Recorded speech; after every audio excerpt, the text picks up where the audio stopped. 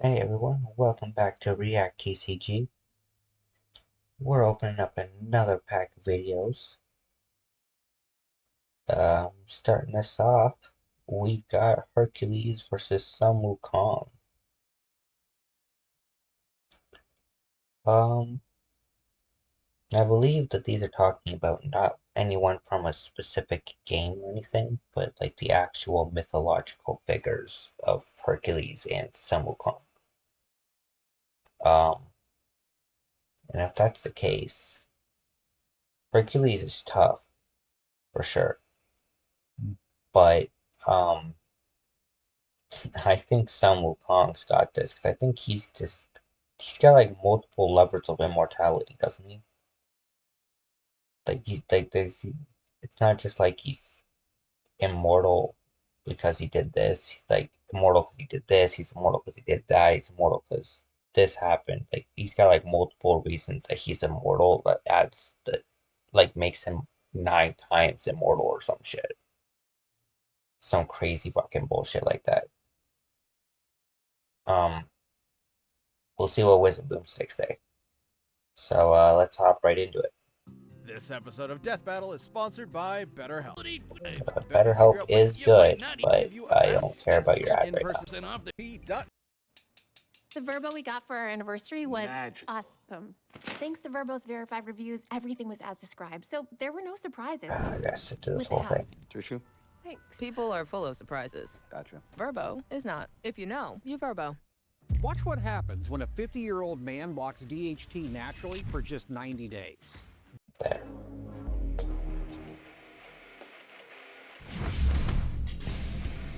Hercules, the god of strength. Sun Wukong, the Monkey King. Myth has many heroes, but few overcome their past to become legendary. And maybe inspire some comics and anime to boot.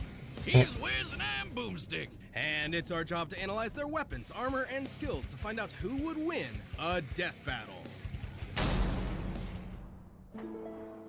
He's the man, the myth, the legend! He's Hercules! Stories of Hercules exist in many iterations, but we'll examine the earliest known accounts, the legend of Heracles. No Disney Zero to Hero, just the classic Greek myth. And like most ancient Greek stories, it began with Zeus being a total creep. The god of thunder did his thing with a princess by disguising himself as her husband. Oh, what the hell, man? And thus a demigod was born, who was named Alcaeus. But Hera was pretty pissed Zeus had cheated on her yet again, so Alcaeus' human parents renamed him in her honor. Yep, Heracles means glory to Hera. Yeah. Greek myth is messed up, but I love it. Greek and Roman mythology, definitely my favorite. Alrighty. Heracles, Greek god of strength. Height 6'2", or 208 centimeters. Was born November 10th, 1286 BC. Born Achilles, son of Zeus and Alcmene, founder of the Olympic Games, one of the Argonauts, and is father to 51 children. God damn, what is with Greeks and not being able to keep it in your fucking pants? Bet she had already made up her mind, though, and that kid was gonna pay. The child would need some way to survive Hera's wrath, so the goddess of heroes carried out a plan that was, frankly, insane. Athena tricked Hera into nursing the baby Heracles, and her milk gave him supernatural strength unbound, even beyond many of the gods themselves. So strong that he hurt her and caused her to spray milk all over the place like a boob sprinkler, which in turn created the galaxy. Yep. That's why we call it the Milky Way. Oh god, I'm never eating one of those candy bars again. With his godlike power, Heracles became a fierce warrior trained by the finest instructors in all of Greece. Unfortunately, he wasn't without problems. While he was a natural at boxing, wrestling, fencing, and so much more, he struggled in the arts. He even had a fit and accidentally killed his music teacher. Little did Heracles know this was a sign of the tragedy to come. Many years later, as his name began to be synonymous with the term hero, he murdered his wife, Princess Megara, and their sons. Yeah, Hera had magically driven him into a kill frenzy rage, But that didn't excuse it for Herc. His guilt was there. Desperate to atone, he sought guidance from the Oracle of Delphi and learned his path to redemption. He would submit himself to King Eurystheus and perform for him 10 grueling labors. The guy was a D-bag, but Herc did what he had to, and through his struggles built a killer arsenal. For his first labor, he was tasked with slaying a lion whose hide could not be pierced by any blade. So Herc just beat the lion to death with his bare hands and took the pelt as armor for himself. He defeated a flock of metal, man-eating birds with cortalas so loud no living thing could bear the noise. He battled a multi-headed hydra, cauterizing its neck. Alrighty, he has boundless strength, 9 absolute invulnerability, superhuman speed, arrows coated in hydra blood, bronze cortalas, golden falchion, war club, and the Nemean lion's pelt, which is an armor that no blade can possibly pierce. After each decapitation so the heads would not grow back. A lot of sliced off heads meant a lot of blood spilled. Decapitation bear the noise. He battled a multi-headed hydra, cauterizing its necks after each decapitation so the heads would not grow back. A lot of sliced off heads meant a lot of blood spilled, and hydra blood is extra poisonous. Even gods fear it, so Herc dipped his arrows in the stuff for later use, like when he used them to take out centaurs, titans, and even the sun. Sort of. The details of the smith differ, but in some versions, Heracles was so fed up with the desert heat, he fired an arrow at the sun, the physical embodiment of the god Helios. I guess that's one way to cool off. Take that, global warming! To reach the sun, his arrow would have to fly 90 times faster than light. The maximum draw weight of a typical recurve bow is about 40 pounds, shooting an arrow 300 feet per second. Shooting one faster than light would require strength incomprehensible to mortals such as us. Anyway, Herc completed his labors, but the king was a sore loser and axed 2 of them for cheating. Because Herc was a lot more clever than he expected. Heracles received 2 more tasks, one of which required he retrieve the golden apples of Hesperides, which, ironically, originally belonged to Hera. As part of his plan, Heracles would temporarily take on the role of the Titan Atlas, as bearer of the heavens. That sounds exhausting. More than you think, dummy. While it is, and the fact that Superman was also able to do it is one of the reasons Goku gets his ass beat by him, despite, you know, everyone, well, not everyone, but despite people like me wanting him to win. Modern art often portrays Atlas carrying a globe. The Greeks perceived his burden as a celestial sphere. This would mean Heracles supported the weight of not just the Earth, but the whole universe. Yeah, all of creation. I'm holding up this entire show. The common view of the time was that the universe. During the late 5th century to mid-6th century BCE, Greek philosophers theorized that the beginning of reality was internal in scale. Thales of Miletus and Anaximander concepts of infinity most likely contributed to this. Greek names are hard, man. Don't go ahead, judge me in the comments. The primordial origin of everything was boundless, meaning Heracles held up the weight of conceptual infinity. Luckily, Herc's got one hell of a drive to persevere. Slew the Nemean lion and the Lemurian hydra. Built the pillars of Hercules, held up Atlas's celestial spear, shot at Helios, the embodiment of the sun, conquered Troy, Sparta,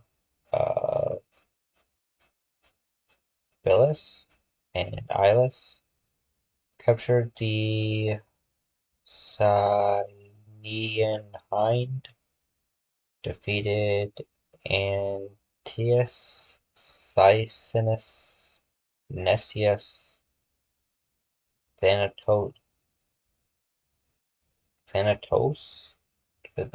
Is that Thanatos? How do you spell Thanatos? Hippolyta and the Amazons. Wounded and defeated Ares, the god of war. To make amends, like when he met King Admetus, he got to party it up and was too drunk to realize the king was in a really bad state because his wife had just died. Reminds me of someone. Can't imagine who. Well, Herc felt bad, so he decided to make it up to his bro by literally beating up the god of death until he returned Admetus's wife. Yeah, so Now that's true best friend material. Whiz. Heracles frequently surprised others with his wit, particularly with finding solutions hidden in plain sight. For example, when he wrestled Antaeus, a giant who was invincible so long as his feet were on the ground, Heracles simply picked him up and strangled him in the air. Even giants and the god of death couldn't end his story. Instead, he was tricked into putting on a shirt covered in that Hydra blood, and it totally screwed him up. What a BS way to go. Yet also a testament to how a contest of power could not defeat him. Racked with unbearable pain and burning at a pyre, Heracles called to the deities who had watched his story unfold. And so, as his mortal form returned to ash, Heracles ascended to Mount Olympus, where he was welcomed as the god of strength. Even Hera lightened up. His life may have been one of strife and struggle, but on that day, all the world was left in awe of the legend of Heracles. Pretty impressive. There once was a mighty monkey warrior, born of a mystic stone from the energy of the sun and moon. Upon birth, he graciously bowed to the cardinal directions and shot lasers from his eyes. Strap in, folks, this one's a doozy. What? This monkey soon befriended a band of other Sun Wukong, the handsome monkey king, 4 feet tall, or 121 centimeters, 1100 years old. Other titles are Great Sage equaling Heaven and Victorious Fighting Buddha. Originally from the novel Journey to the West, first printed in 1592, and his Japanese name is Son Goku. No, really. primates, and rather narcissistically named himself their handsome monkey king. But after a few centuries of monkeying about, he got a taste of the dreaded midlife crisis. You see, the Monkey King was fierce and brave, yet he feared death. So he ventured to new lands in search of immortality. Turns out he'd find a lot of it. Training under the Taoist master Puti, he earned his first method of immortality and a new name. He would be the Monkey Awakened to the Void, spoken as Sun Wukong. He also learned a bunch of magic. He can ride clouds, make thousands of clones, heal from fatal wounds like decapitation, and transform into basically anything. A bird, some... This technique is called 72 Earthly Transformations. The scope of Sun Wukong's shape-shifting is limited only to his imagination. The number actually references a collection of stars that the power is associated with. Paper, a pitchfork, even an incredible fighting temple. With his famous cloud somersault, he could traverse the world at incredibly high speed. At first, a single somersault could carry him 108,000 li, li being a traditional Chinese unit equal to about 500 meters, making one somersault move 54,000 kilometers per second. Fast enough to circle the entire Earth in one leap. And he'd only get faster from there. Monkey would do whatever it took to prove he was the 72 Earthly Transformations, Cloud Somersault, Fiery Golden Eyes, can discern any illusion or disguise, Healing and Regeneration, 7 different means of immortality, so that's what I was talking about, Magic, Body Freezing Spell, Fire Avoidance Charm, Flying Spell, Lock Breaking Spell, Protective Circle of Invisibility, Water Avoidance Charm, and various other spells. Best of the best. When fighting the mighty deity Prince Nocha, his foe transformed into a more powerful visage with 3 heads and 6 arms. But Sun was like, hey, I can do that too, and then did just that. Sun Wukong eventually returned to his simian subjects, and with his newfound power, amassed a veritable army. However, he felt no weapon in their arsenal suited him. So he barged into the Dragon King's palace and demanded he hand over a weapon worthy of a king who could match the power of heaven. Yeah, Sun was pretty full of himself, but he wound up... Some translations claim that this golden hooped rod measured or held up the galaxy, but these are both incorrect. It was originally used to gauge the depth of the Great Flood, a story regarding the rise of dynastic China. Taking a pillar originally designed to measure the depths of the ocean. What seemed like a worthless rod to the Dragon King was actually the perfect weapon for Wukong, weighing nearly 8 tons.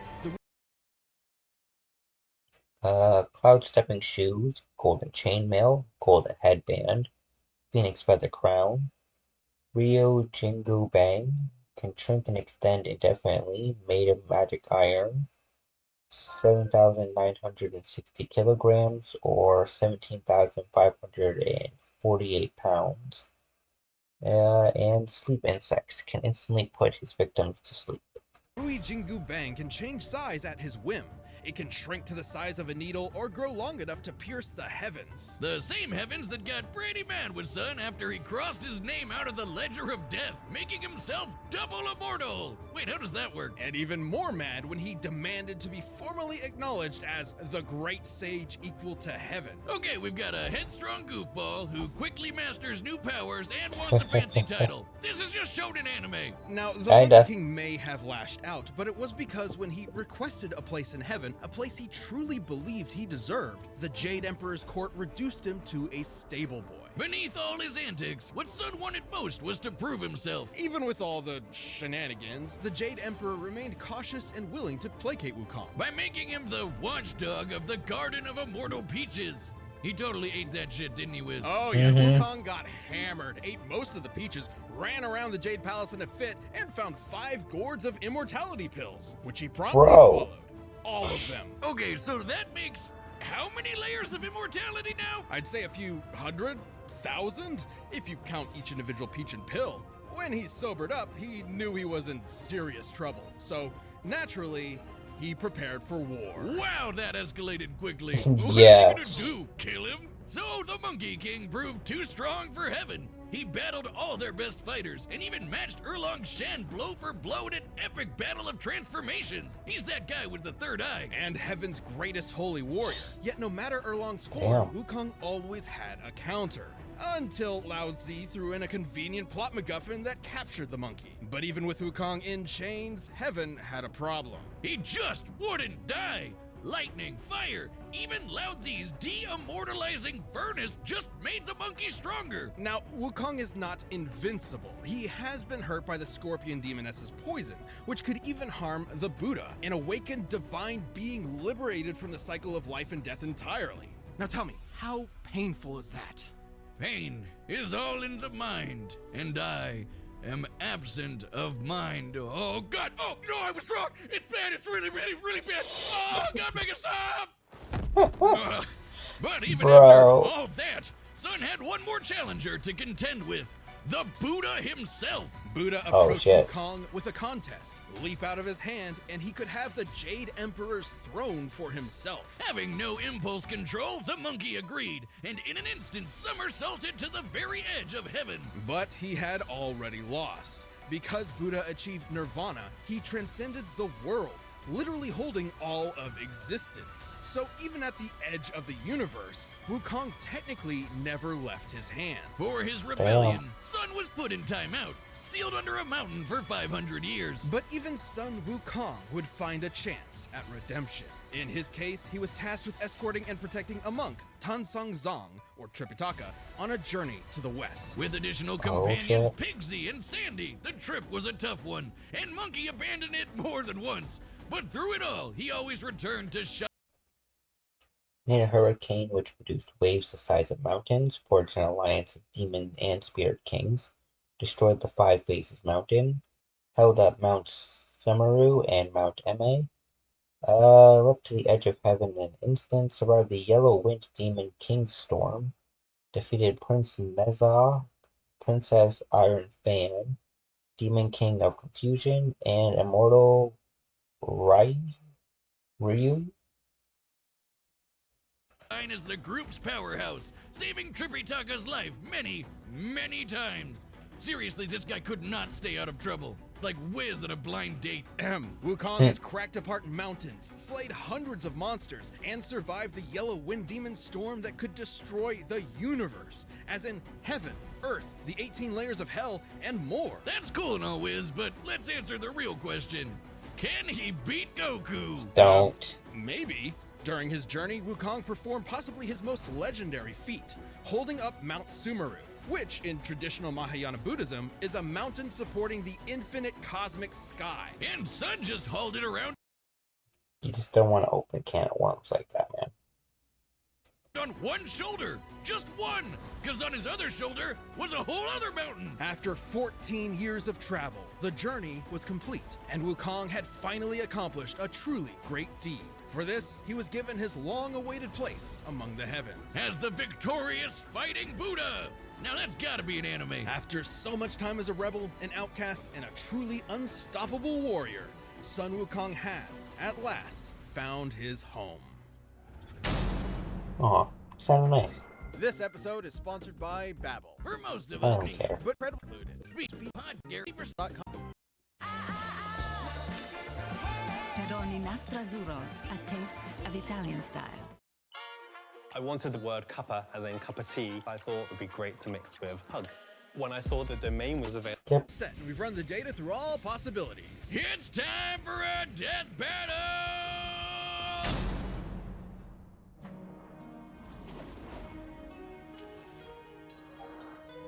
Our tale begins atop a great mountain where the mighty Hercules sought a gift from the gods.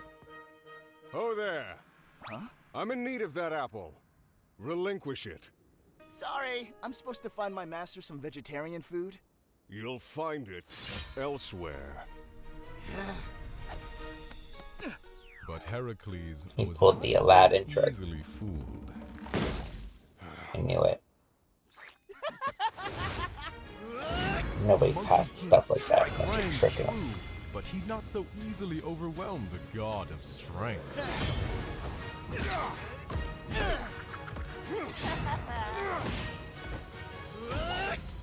I'm digging this animation style. I am Hercules! Oh, that was a bad uppercut.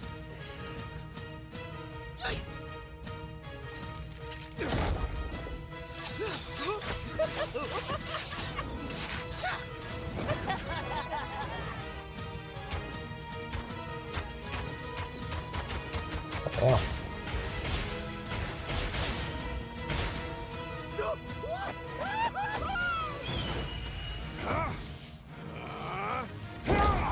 Die, demon! Agony! Agony!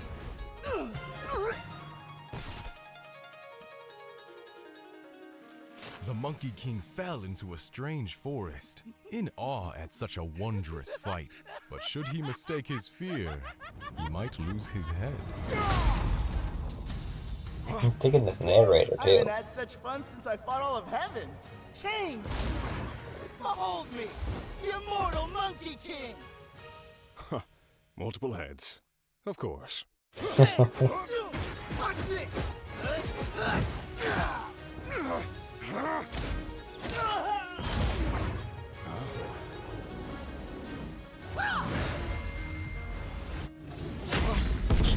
Damn. It's not gonna be enough though. You've had your fun, beast, but I've had enough!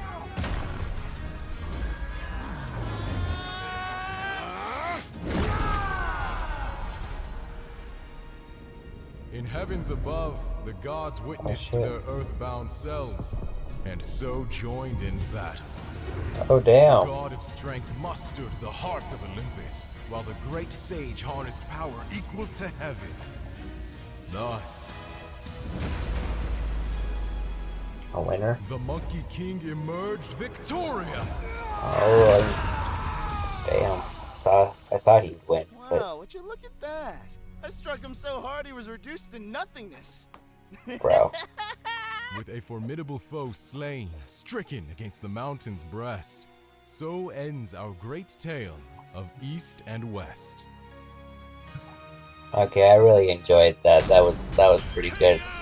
Talk about a Herculean matchup! Heracles was among the greatest heroes in myth, but the great sage equal to heaven held many more advantages. You'd think Sun might not measure up to the god of strength, strength, but he totally could. Remember, he carried Sumeru on his back, the mountain holding up the infinite celestial sky, like how Hercules held up the infinite celestial sphere. As befitting heroes of myth, they were on par in that they were both incomprehensibly strong. However, Wukong's healing abilities meant he could bounce back from Hercules' deadliest blows, whereas Hercules did not have a similar option. But Hercules did have one way of putting the Monkey King down. His arrows dipped in Hydra poison. The Hydra poison threatened even the gods of Olympus, similar to the Scorpion Sting. Whether or not it would be fatal is questionable, but it could have incapacitated Wukong similar to how it affected Hercules himself. But that is one very specific win condition, and we're looking at this with every possible option in mind. With his variety of clones, transformations, and numerous other spells, Wukong's arsenal was far more versatile. Like, there was nothing stopping him from making thousands of clones of himself and just sitting back while they beat up Herc for him. Unsportsmanlike? Sure. In character? Absolutely. Even then, those arrows would have to actually strike Wukong, which would be extremely difficult. Yes, in some depictions, Hercules could potentially shoot the son of Helios, his arrows flying 90 times the speed of light. However, in his contest with the Buddha, Wukong leapt to the edge of the universe in a single second. To do so, he had to be moving over 1.4 quintillion times faster than light, making him way faster than Herc could ever hope to be. Heracles held might of mythic proportions, but barring a lucky shot, Sun Wukong's versatile magic, similar strength, and absolutely absurd speed overcame this foe. Fitting for heaven's equal. When fighting Sun Wukong, Heracles missed his chance. The winner is the Monkey King, Sun Wukong.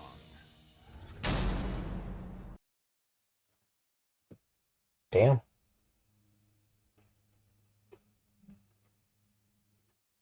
That's, that's who I thought was going to win.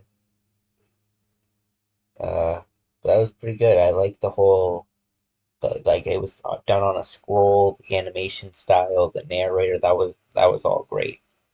I love the rhyming, the scheme at the end there.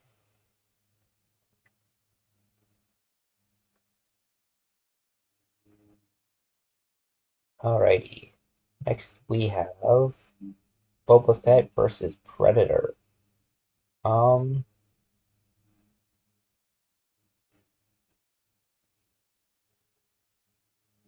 don't know. I want to say Predator, but something a lot of people don't know about the Predators is their tech is not their tech. Like, another species, if I remember right, another species took over their planet and enslaved them, and then they, like, rose up and killed them, and they stole their tech. That's why they self-destruct if they lose, because they want to blow up any technology so that nobody can do what they did and use it against them. Whereas Boba Fett, he actually knows what he's doing with all of his tech. I'm gonna cast my vote for Predator.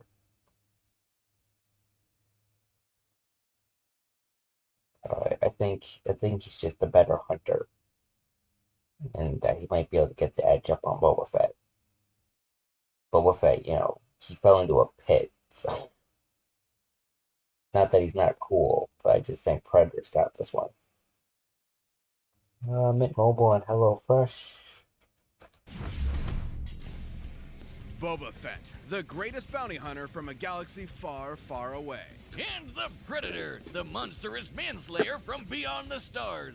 There's nothing quite like the thrill of the hunt, especially when you're chasing that most dangerous game. Not humans, we're talking face-hugging aliens and space wizards. He's Wiz and I'm Boomstick. And it's our job to analyze their weapons, armor, and skills to find out who would win a death battle. Throughout the galaxy, few names are as feared as Boba Fett. When you've got the greatest army of all time cloned after your dad, that's no big surprise. In an incredibly convoluted bid to wrest control of the Galactic Republic, the Sith Lords Darth Sidious and Tyrannus secretly organized the construction of a clone army based on the genetic code of the galaxy's greatest bounty hunter at the time, Jango Fett.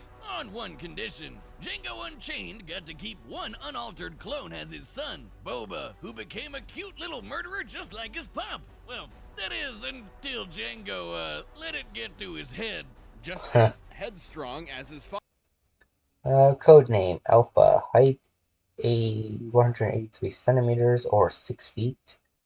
Weight 78 kilograms or 172 pounds. Is a cloned human. Occupation Diamo of Mos Espa. Collects monster teeth. A simple man making his way through the galaxy just like his father before him.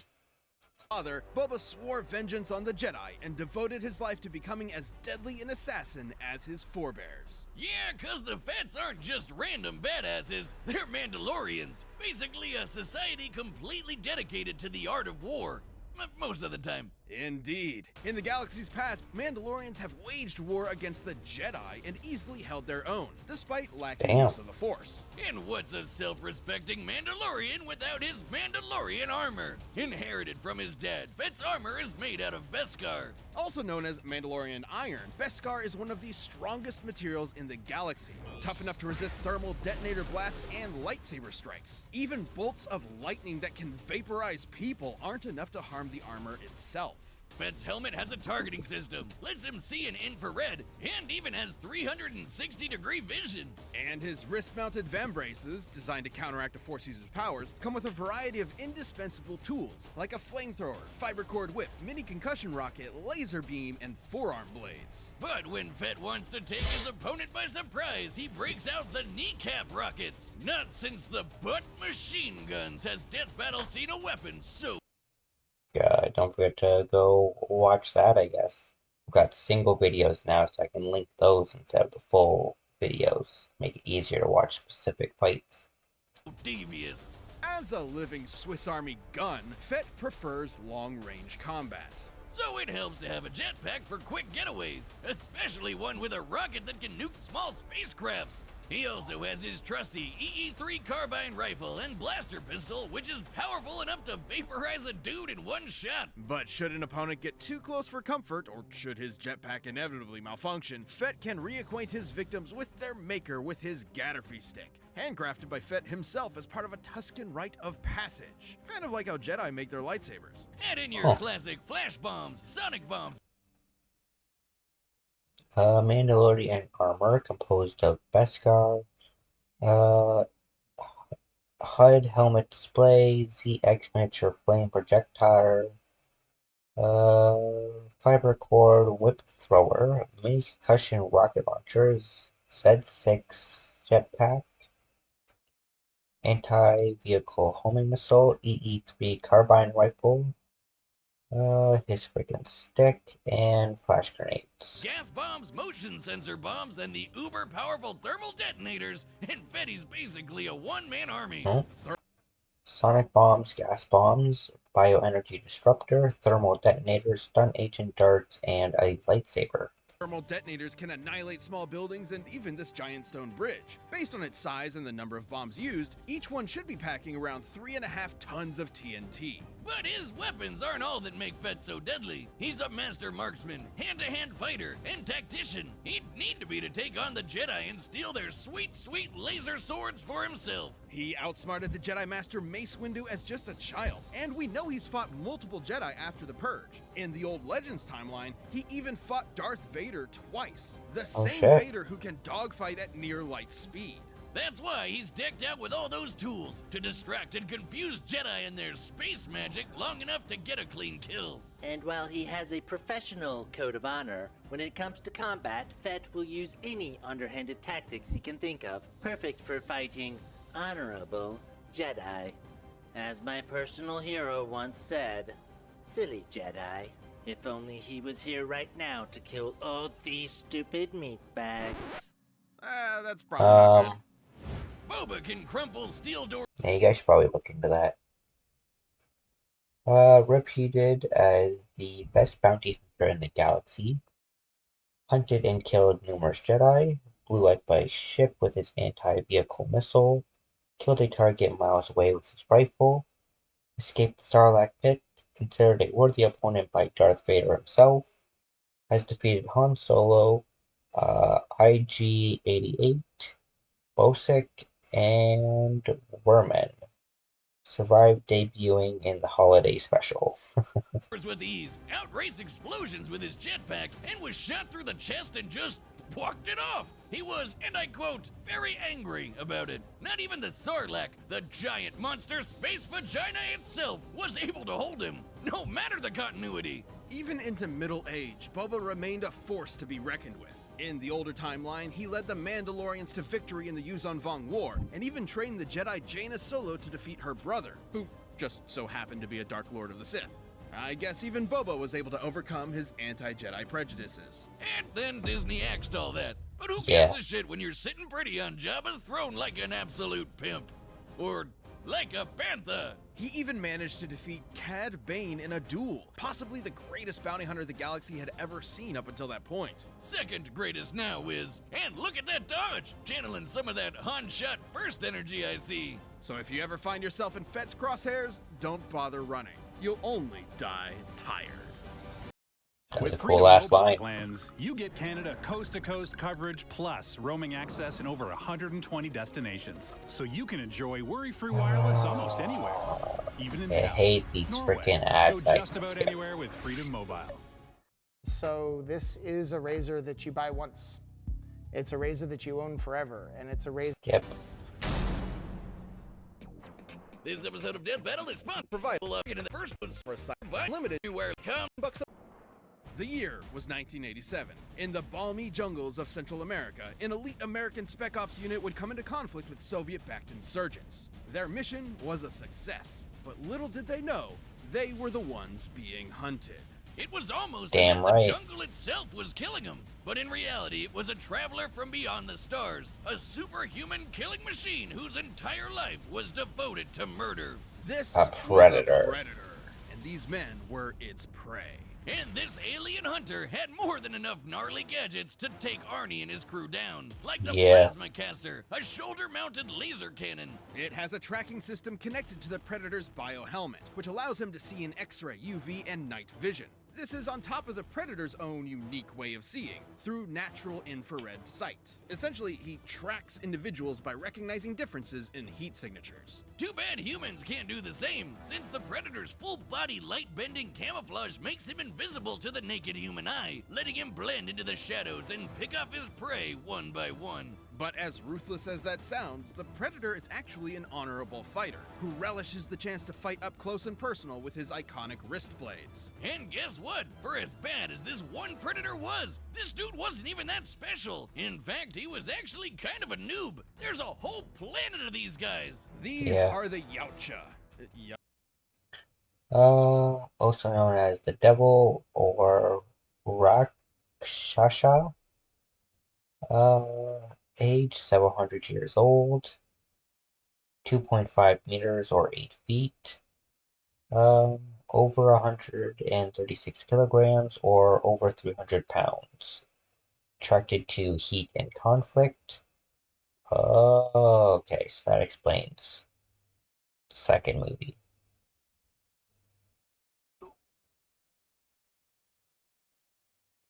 Sorry. Collects the skulls of its many, many kills. Yautja? Yautja?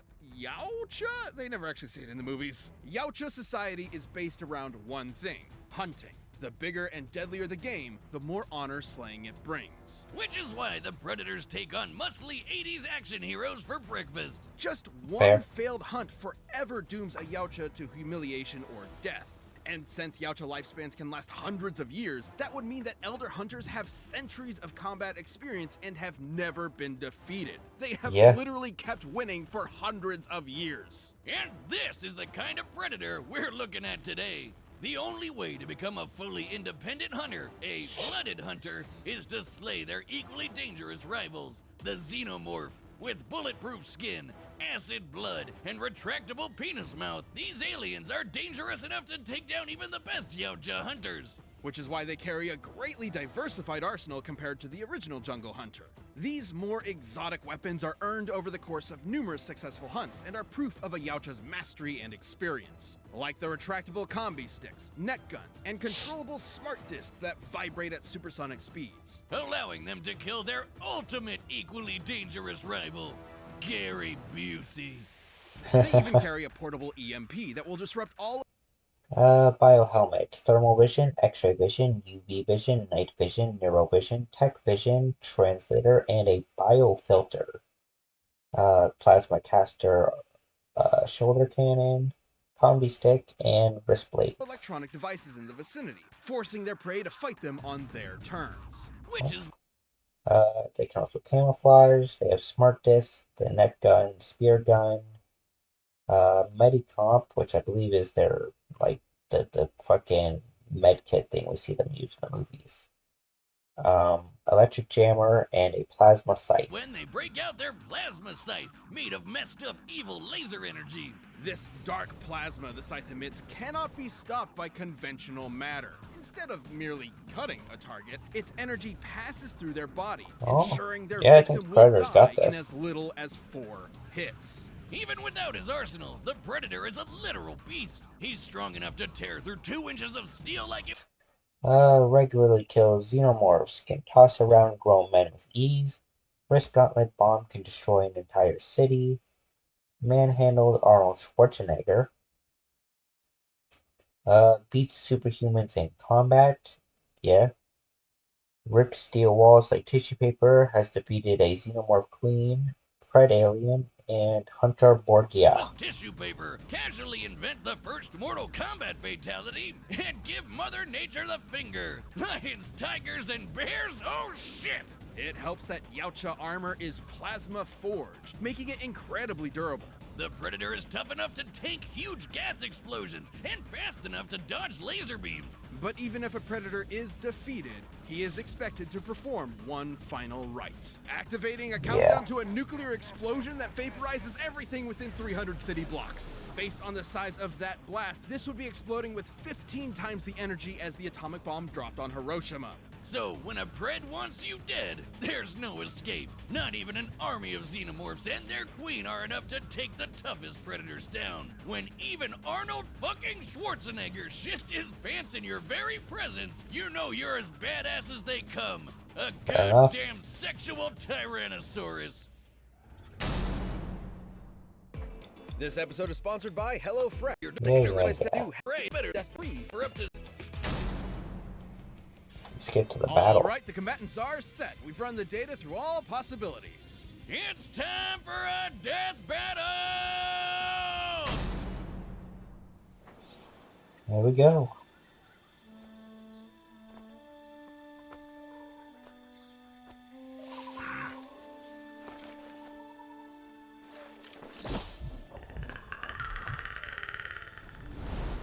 Love that noise.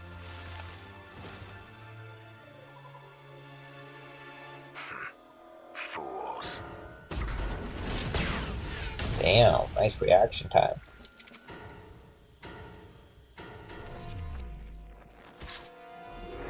You're mine.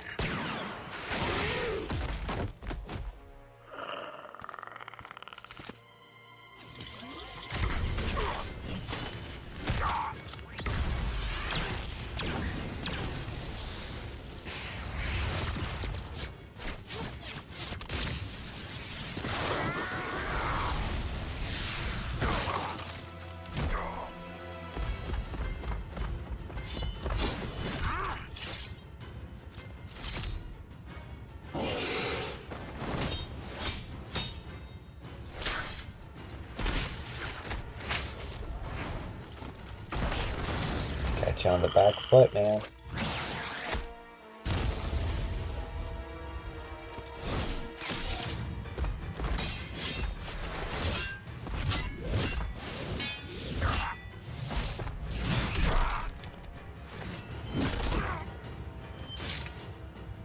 Yeah, I'm pretty sure Boba Fett's losing this one, guys. Link your Triangle Rewards and WestJet Rewards accounts. Spend once, earn twice.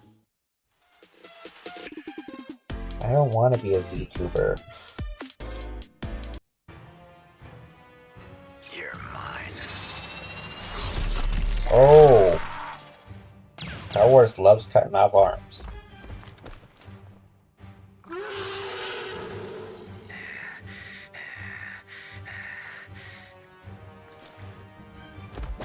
It's coming for you, man.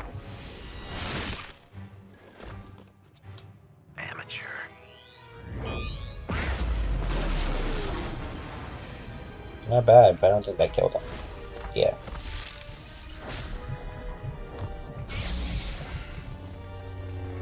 Ooh, lightsaber. Oh, damn, that was hardcore.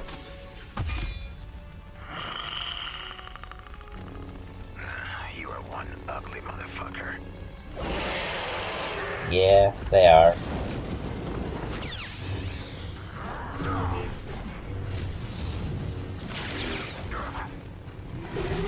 Oh. Oh, you can't see him. Damn it. Fucking heat vision. Is he gonna win because of heat vision? That's some bullshit.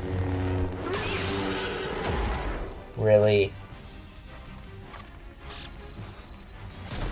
I'll be taking this. Fools. Double KO? Oh shit.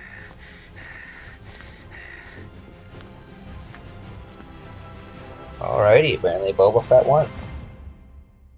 Can I explain now? Man, Boba was always a one-man army, even as a one-armed man.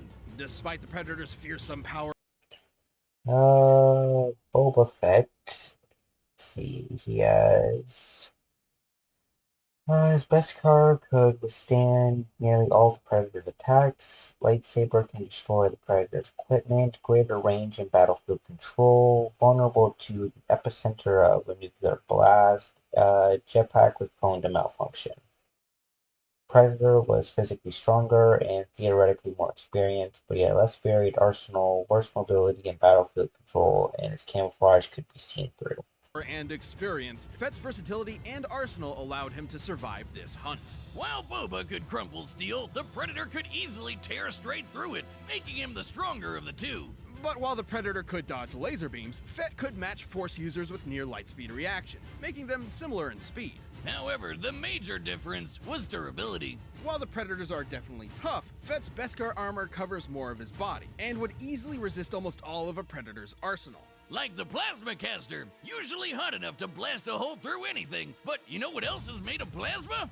Lightsabers, which bounce off Beskar no problem. Specialized tools like the Plasma Scythe, with its ability to bypass conventional matter, could manage to kill Fett with a few lucky hits. However, Fett's jetpack and long-range arsenal allowed him to fight safely from a distance. And Fett's kit countered a lot of what Predator could do. His helmet's infrared could see past Pred's camouflage, his flamethrower messed with Pred's thermal vision, and nothing the Predator had could withstand a lightsaber strike. Also, the Predator's EMP could not disable Fett's armor, considering Beskar has withstood bolts of electromagnetic energy before without short-circuiting. That's not to say the Predator was totally outmatched. He had a lot of similar gear, and a peak Predator would have had centuries of combat experience backing him up. Way more than Boba. However, Fett was generally trickier. Predators fight with a code of honor and rarely, if ever, employ dirty tactics. While Fett isn't totally without honor, he still employs dirty tactics to win fair fights, and was more likely to outfox the Pred given the chance. Of course, none of that would have mattered had the Predator taken them both out with his nuclear suicide bomb. At its epicenter, it would have been more than powerful enough to fry Fett. At its epicenter. The further away you are from the center of a blast, the less energy you're getting hit with. By our calculations, Boba only needed to get about 50 meters away before the energy he was tanking was only about as much as your average thermal detonator, which the Beskar can survive. And given the countdown lasts 40 seconds, there was more than enough time, especially with a jetpack. Hell, Arnie escaped the same attack just by sprinting. But perhaps the most important difference is the scope of their prey. Xenomorphs are definitely deadly, but they're not quite as dangerous as a master Force user who can read minds and throw starships around like they're made of paper. Fett was definitely prepared for anything the Predator could throw at him, even space magic. The Predator was as deadly and skilled as they come, but Fett's cunning, arsenal, and impenetrable armor gave him the win. Congrats to Boba! Give him a hand! Oh wait, he's already got one. The winner is Boba Fett. Hey, if you want more Death Metal ASAP, why not grab a membership? Okay.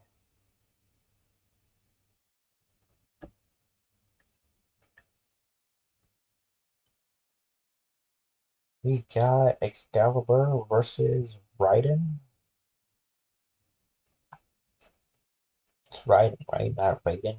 Raiden's Mortal Kombat. Or the other way around. Whatever. I don't know anything about Warframe, so I'm gonna go with Raiden. He beat Wolverine, so maybe he'll pull out the win here. This episode of Death Battle is sponsored by Warframe. Donors and attendees in the Duvir Tania.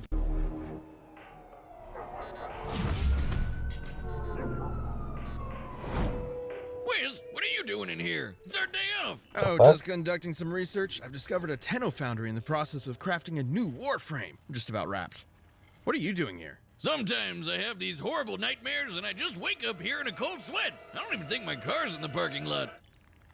But what you're doing sounds way more interesting. So tell me, what Warframe's your favorite? Oh, a scientist doesn't play favorites. Oh, bullshit. Our job is the equivalent of banging action figures together. You've got to have a Fair favorite. enough. Fine, if I had to pick, I'd go with the very first Warframe ever created, the death-dealing techno-organic ninja Excalibur.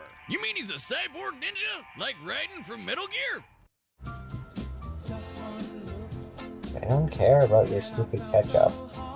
Ketchup is gross. True manliness is understanding that you need to Okay, I pay care a little attention bit more to your about stick. this, Dr. but Squatch it's is still, aluminum free, I don't care. natural origin, and comes in incredibly manly scent. So choose natural over synthetic. Dr. Squatch deodorant. Let your stick do the talking. Yeah, we get it. You're using But Megan Fox no, to sell they're stuff. not technically cyborgs. More like superpowered biomechanical vessels that are unlike anything I've ever seen.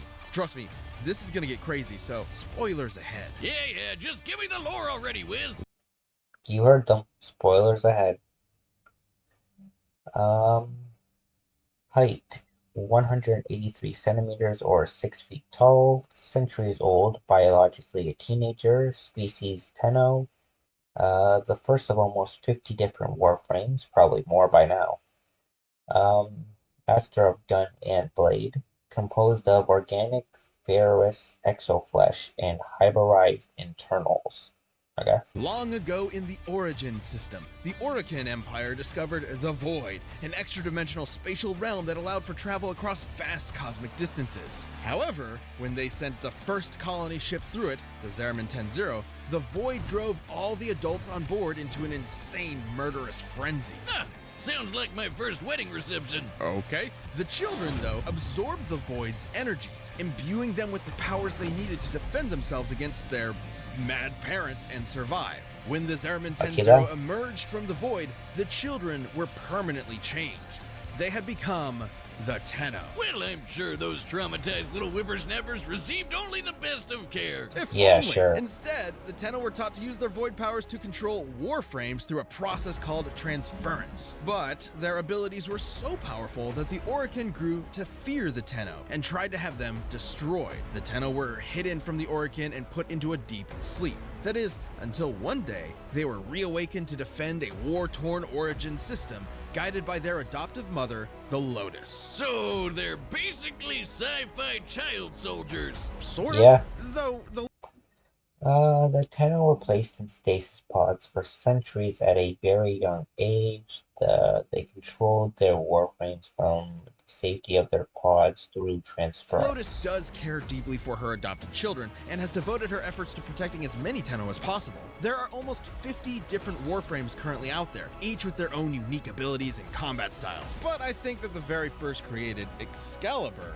is the deadliest. He's kinda reminded me of someone. A master swordsman with his razor-sharp skana, Excalibur is an expert at racking up quick kills faster than the eye can track. He's unmatched in skill and precision with a blade, especially Exalted Blade. Blade made of pure light. Radial Bind, Radial Javelin, Bullet Jump, Aim Glide, Shields, and Transference. when augmented by his unique abilities, like Radial Blind, which releases a flash of light to incapacitate nearby foes, or Radial Javelin, which blasts out a wide burst of energy spears. But his greatest and most iconic is easily the Exalted Blade, a sword of light that can slice just about anything to Those guys pieces. are fucked. You don't get much cooler than that. Huge-ass laser guns, Wiz. Huge-ass laser guns automatically make you cooler. Funny you should say that. While individual warframes like Excalibur may specialize in certain fields, they all have access to an incredible suite of futuristic weaponry, like the Nucor, which can fire concentrated beams of over 500 different types of weapons, including the Scanna, the Leto, the Glaive, the Glaxion, the Nucor, the Artemis Bow, the Dragon Nikana, the Lanka, the Ferex, the Tigris, the Braton, the Strophia, the Opticor, the Athodai, the Bubonico, the Falcor, the Quartak, the Cornith, the Kuba Chakor, and the Prisma Grinlock.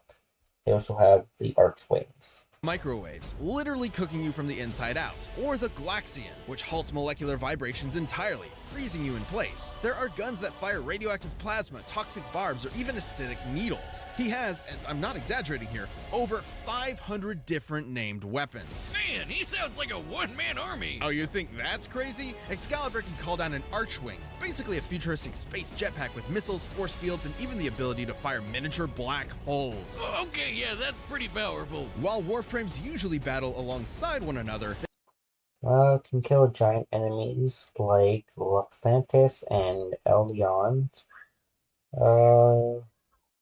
Block a beam of light with his blade. Can slingshot through the hulls of giant spaceships. Fast enough to run up walls. Defeated entire sentient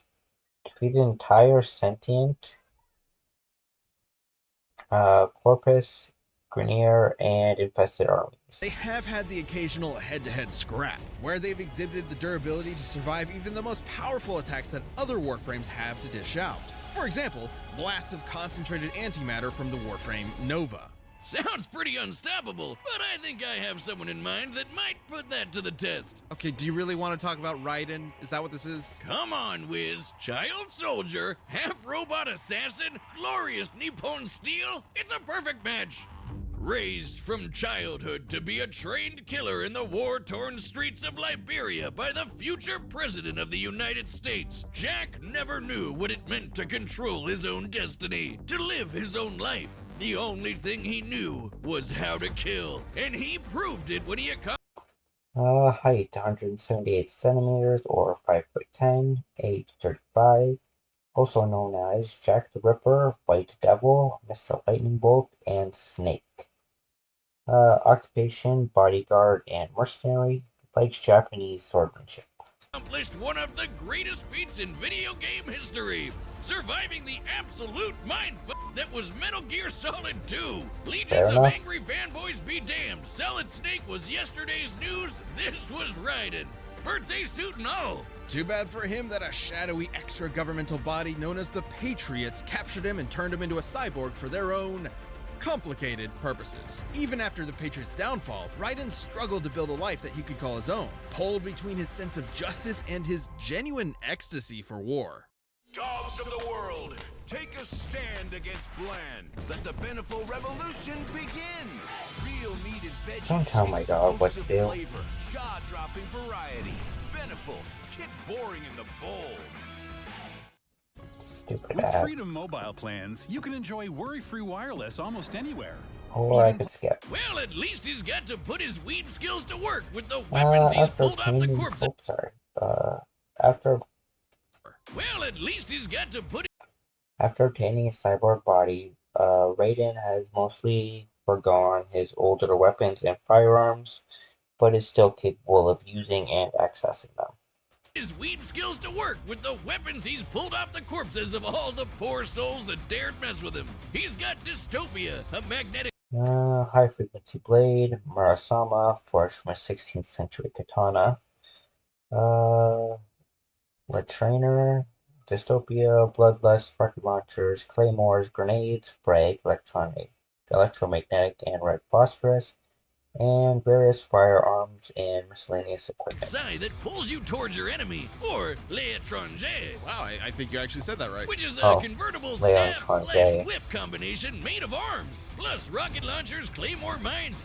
Post-game items such as Snake's infinite ammo bandana have been directly referenced in story cutscenes. making them indisputably canon. Fun. EMP grenades and all his stuff from MGS2, but nothing beats his high-frequency blade he inherited from Jetstream Sam, the Murasama. I have to admit, the high-frequency blades are marvels. They vibrate at such high speeds that they can destabilize the physical structures of metals on contact, greatly increasing their cutting ability. Yep, It's that's how he basically killed Wolverine. robot kryptonite, if that makes sense. Even with his original high-frequency blade, Raiden could cut through massive metal gears like tissue paper. And of note, those metal gears were not made of ordinary steel, but carbon nanotubes, one of the strongest materials known to man. The bonds between carbon atoms are incredibly strong, which means that the tensile strength of carbon nanotubes is greater than even the toughest metals, like titanium. Using the high end of potential shear strengths, slicing clean through a building-sized Metal Gear ray would require an energy equivalent to, at most, 100 kilotons of TNT. And the Murasama is red, which makes it even cuttier. How else would he have had a chance against our Lord and Savior, Senator Armstrong, and his nanomachine, son? Unlike those Beltway pansies, this hulked-out Ayn Rand can hit the ground so hard it splits lava. He was somehow a vastly more difficult boss than the stadium-sized Metal Gear Excelsis Raiden tore to shreds minutes earlier. Don't F with this, Senator. That is, unless your nickname is Jack the Ripper. Raiden spent years fighting Superhuman speed and acrobatics, electricity manipulation, stealth mastery, cybernetic body can pinpoint weak points, Blade mode slows his perception of time, and Ripper mode drastically boosts his speed and strength. for justice and denying who he really was inside. And it took his battles with Desperado enforcement to finally realize it. He's a killer, plain and simple, and he lives to test his skills against others. When he enters Ripper mode, any last shred of inhibition leaves his body, and Ordinarily, Ripper mode has a strict time limit, but Raiden has used the mode for extended periods of time in the past, such as when fighting Monsoon. his strength and skill skyrocket. And that's exactly what Armstrong saw in Raiden. Living proof of his philosophy in action. Someone who pulled themselves out of hell with nothing but their determination to survive. But Raiden did not see it that way. Lifted in through Metal Gear Ray and Excalibur, moved fast enough to hop across missiles, withstood a punch that destroyed Metal Gear Excalibur, made multiple cuts while raindrops were frozen still. Hey, like Dante. Defeated Solid as Snake, Winds of Destruction, Jetstream Sam, and Senator Armstrong, and survived the mindfuck that was Metal Gear Solid 2. Just because he had to fight for survival doesn't mean the whole world had to. And it was only through an act of generosity from Raiden's slain rival, Sam, that he managed to win. His sword may have been a tool of justice, not used in anger, but the Murasama wasn't that sword, and with it he ended Armstrong once and for all, and lived the rest of his life on his own terms. Look, I know we're just shooting the shit, but Raiden would definitely kick Excalibur's ass. You've got to be I don't know. joking. Maybe I didn't sell it well enough with my spiel, but Warframes like Excalibur are unbelievably powerful, on a whole other level from cyborg ninjas like Raiden. Oh yeah? We're in the lab, we've got the research done.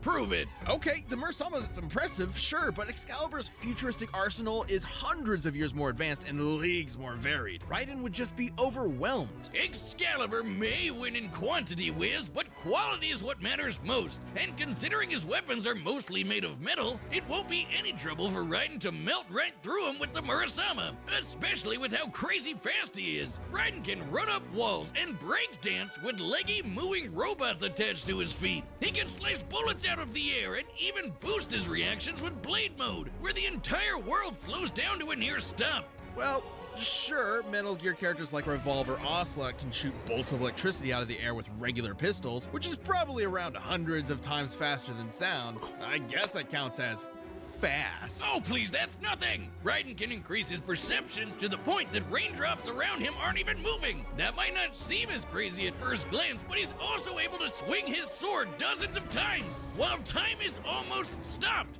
By my calculations, that'd be about 11% the speed of light. Oh, is this happening? Is this actually happening? You want a calc off, big guy? Then let's go. Excalibur can literally block a beam of light with his sword. Judging by the distance it moved relative to how far the light beam traveled, Excalibur had to have been swinging at 9% the speed of light.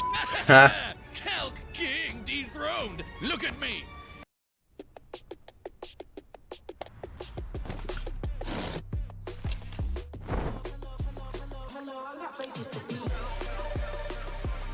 Come on, can we just get to this fight, guys? Fucking YouTube and its ads, man.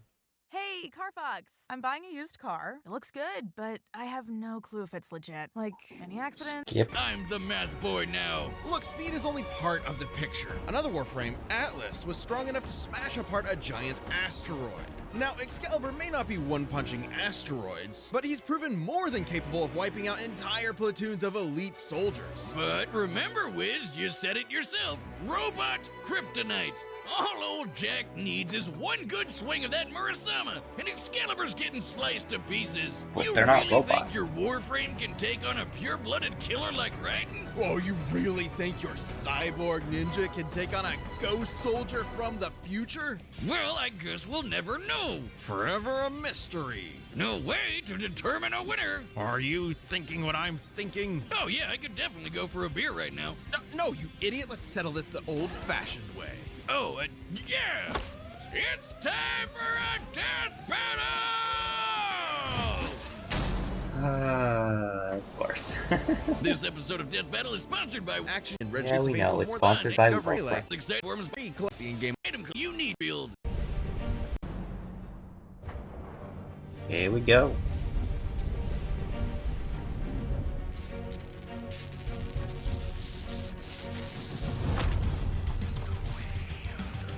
Doctor, are you seeing this? Tenno, an enemy is ahead, and that foundry is crafting a warframe.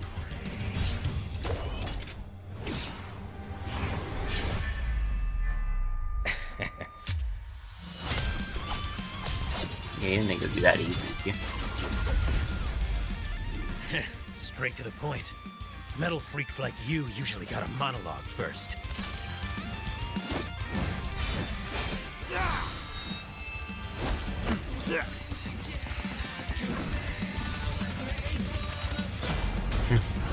Awesome. Sword. It's weakening yours.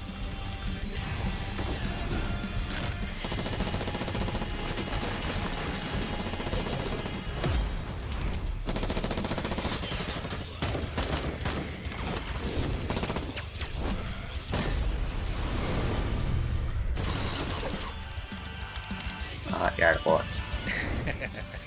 Infinite ammo. Yeah.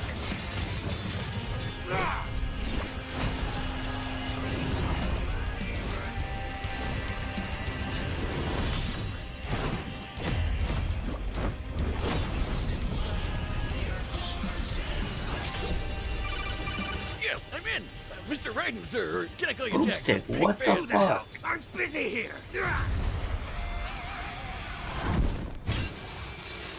Wait, just listen. You'll never expect your secret weapon. What the fuck are you talking? Oh my god. All right, listen. He's definitely hiding in the cardboard box. Get out of here! Okay, you guys can't help. It's cheating.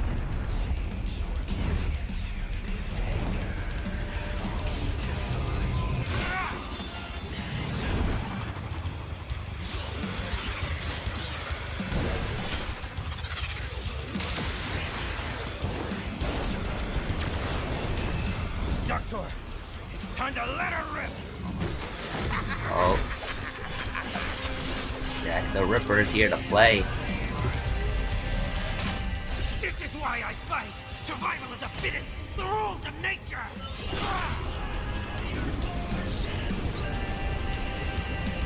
Oh, is he gonna kill him? My child, you're not done yet. I'm searching your warframe's power systems. Oh, I was right. Excalibur's there.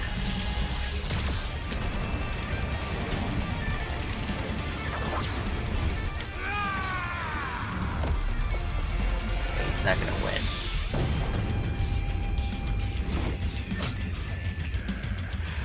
Excellent work, Tenno. Now for the foundry. Oh, it's finished. KO! Chalk one up for the Calc King. The Math Boy is back. Oh, infinite ammo, Wiz. He had infinite ammo! Sure, and yes, that is 100% indisputably canon, but there was a lot more going on here that eventually gave Excalibur the win. I guess so. Both were super skilled swordsmen and ninja, and their speeds were almost even, so the fight was ultimately gonna come down to whose tech was better. And I've gotta say, it looks like Excalibur just had a lot more to pull from. Warframes have access to an absolutely absurd amount of varied weapons. Despite Raiden's unique armaments, they were never going to stack up in sheer quantity. And consider specific guns like Glaxian, which can halt molecular movement, a direct counter to Raiden's high-frequency blade. While Excalibur may not always be carrying it, every Warframe is proficient with each of their over 500 weapons. One blast of that, and Raiden might as well be working with a regular slab of steel. Excalibur was way stronger too. Sure, Raiden could cut through giant Metal Gear rays made of carbon nanotubes, generating up to 100 kilotons of TNT. But not as much as Excalibur. There's so much data. We'll be building models all night. Nope. I'm using Sasphiah to build models and make decisions. We're done. So you don't want these 15 pizzas? Nobody said that. The pizzas stay. This is their home now. From data to ta-da, Sasphiah. Commercials nowadays, In hockey, your number is everything. But in the fight... Another Warframe, Atlas, was strong enough to smash apart a giant asteroid, meaning it would have to be at least 6 kilometers across, just like the asteroid that wiped out the dinosaurs. Now, Atlas did not completely halt its kinetic energy. By exploiting fissures within the asteroid, he was able to pulverize it to dust. That means his punch had to hit with an energy of at least 46 gigatons of TNT. Sure, in canon, Atlas is stronger than Excalibur, but they fought and defeated similar enemies, so Excalibur would naturally have to be somewhere in Atlas's ballpark. Even if Excalibur only possessed 1% of Atlas's strength, he'd still be nearly 4,000 times stronger than Raiden. That's pretty consistent with the energy output of Nova's antimatter blast too. Warframes are just that tough. Furthermore, even with the high-frequency blade's unique vibrating ability, it cannot cut through everything. Raiden's original blade actually shattered against Armstrong's super hard skin, and required the stronger Murasama to finish the job. Against a foe vastly more durable than anyone Raiden's ever faced, it's unlikely the Murasama would score a kill in time. Even if Raiden got enough hits in to break Excalibur's shields and eventually land a fatal blow, the Tenno operator piloting would still survive unharmed. Raiden put up a valiant effort, but Excalibur's absurd arsenal, impressive durability, and raw power put an end to the silver-haired swordsman. Excalibur had the metal and the gear to make Jack R.I.P.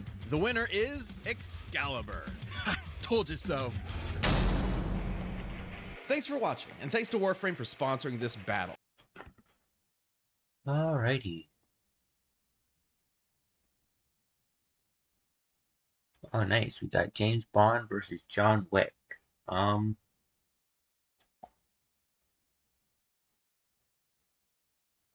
feel like James Bond is probably going to win. More experience. Since he's got more movies and stuff. But I like Keanu Reeves better. Keanu Reeves? I can never pronounce his first name right. But yeah, I'm gonna cast my vote for John Wick simply because of the actor that plays him. Even knowing, like I said, James Bond is probably actually gonna be the winner of this fight. This episode is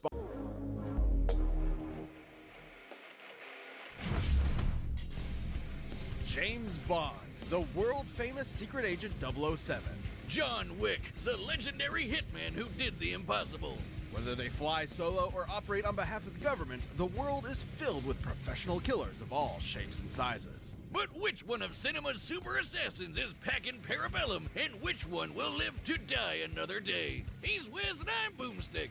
And it's our job to analyze their weapons, armor, and skills to find out who would win a death battle. From the shores of Crab Key to the crap stables of Casino Royale, from Russia with love to Moonraker at the edge of outer space, no man has saved the world more times than Bond.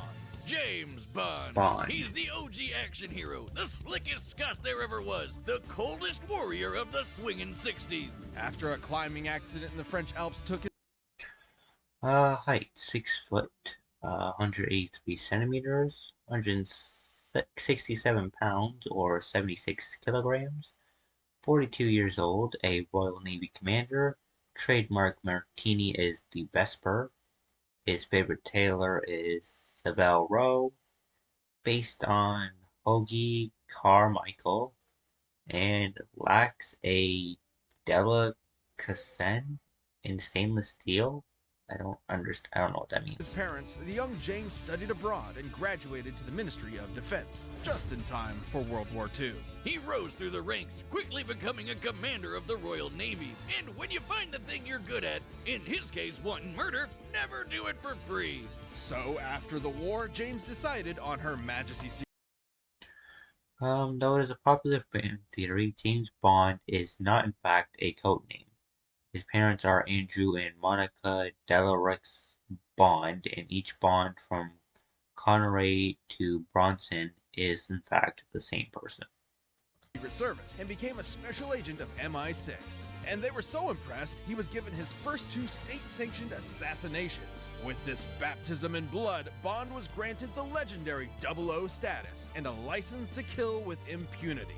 As the premier defender of the West, Agent 007 is a jack of all trades when it comes to kicking commie ass and terrorist ass, and basically everyone's ass for the past 60 years. From the novels to the movies to the comics and games, he's been rebooted tons of times, but they're all still Bond. Bond is a master of infiltration.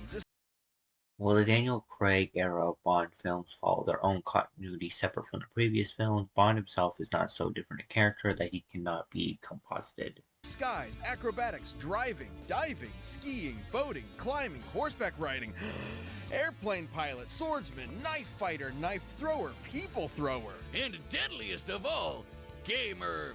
Bond carries his classic Walter PPK, among the world's first successful double-action semi-automatic pistols. While it only carries 9 rounds, its small size makes it optimal for concealment. And a microdermal sensor in the grip coded to Bond's fingerprint means only he can fire it. It even comes with unique ammo that breaks apart upon entry and creates 8 exit wounds, traveling like a bullet but hitting like a shotgun. Especially deadly considering Bond has the golden eye of an expert marksman, able to take out a room of armed guards in a single second, or shoot the fuel tank of a helicopter from a speeding boat a quarter of a mile away. He's just as deadly disarmed. Bond combines multiple martial arts like judo, boxing, Krav Maga, Muay Thai, and Jiu-Jitsu, allowing him to keep up even when outnumbered. This mix of styles is likely the Welsh self-defense system known as Goshinkwai, which is taught by the modern Special Air Service. Though that all pales in comparison to his greatest ability, f***ing, banging, laying down pipe. He's so proficient at seduction, it actually feels more like a superpower. Look, we're not kidding. He once seduced a female assassin sent to kill him so thoroughly, she threw herself in front of the bullet meant for him. She knew him for less than 2 minutes. Yeah, sometimes Bond does stuff I can only describe as superhero shit. Look at this.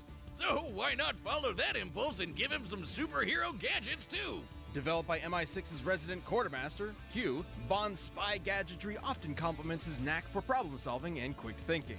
He's got a pen that'll explode after 3 clicks and disarm after a 4th, an Omega Seamaster watch that can shoot a laser beam, a cigarette that fires a miniature rocket, and C4 toothpaste that can be remotely detonated.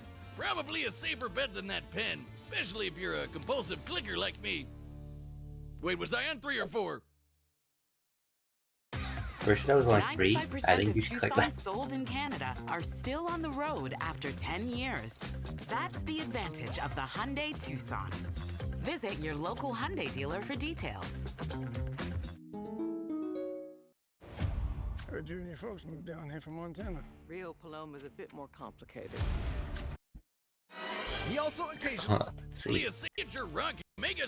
He's got a pen that'll explode after 3 clicks and disarm after a 4th, an Omega Seamaster watch that can shoot a laser beam, a cigarette that fires a miniature rocket, and C4 toothpaste that can be remotely detonated. Probably a safer bet than that pen, especially if you're a compulsive clicker like me. Wait, was I on 3 or 4? Okay, never mind. That was 8. You're good. He also occasionally wears a lightweight. Standard. Walther PPKS.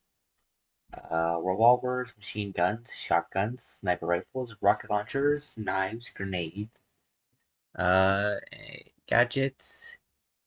attaché case, laser watch, exploding pen, bell rocket belt, ultrasonic cufflinks, wrist-mounted dart gun, echolocation earbuds, X-ray smartphone, Instant Martin DB5. Bulletproof vest, as well as a garrote wire for quiet kills and a grappling hook hidden within his belt buckle. That's only the semi-normal shit. He's carried earbuds that give him super hearing, X-ray shades, ultrasonic cufflink grenades, a stun gas keychain, a cell phone taser, exploding remote-controlled drones, a nanosuit that turns him completely invisible, and a frigging jetpack.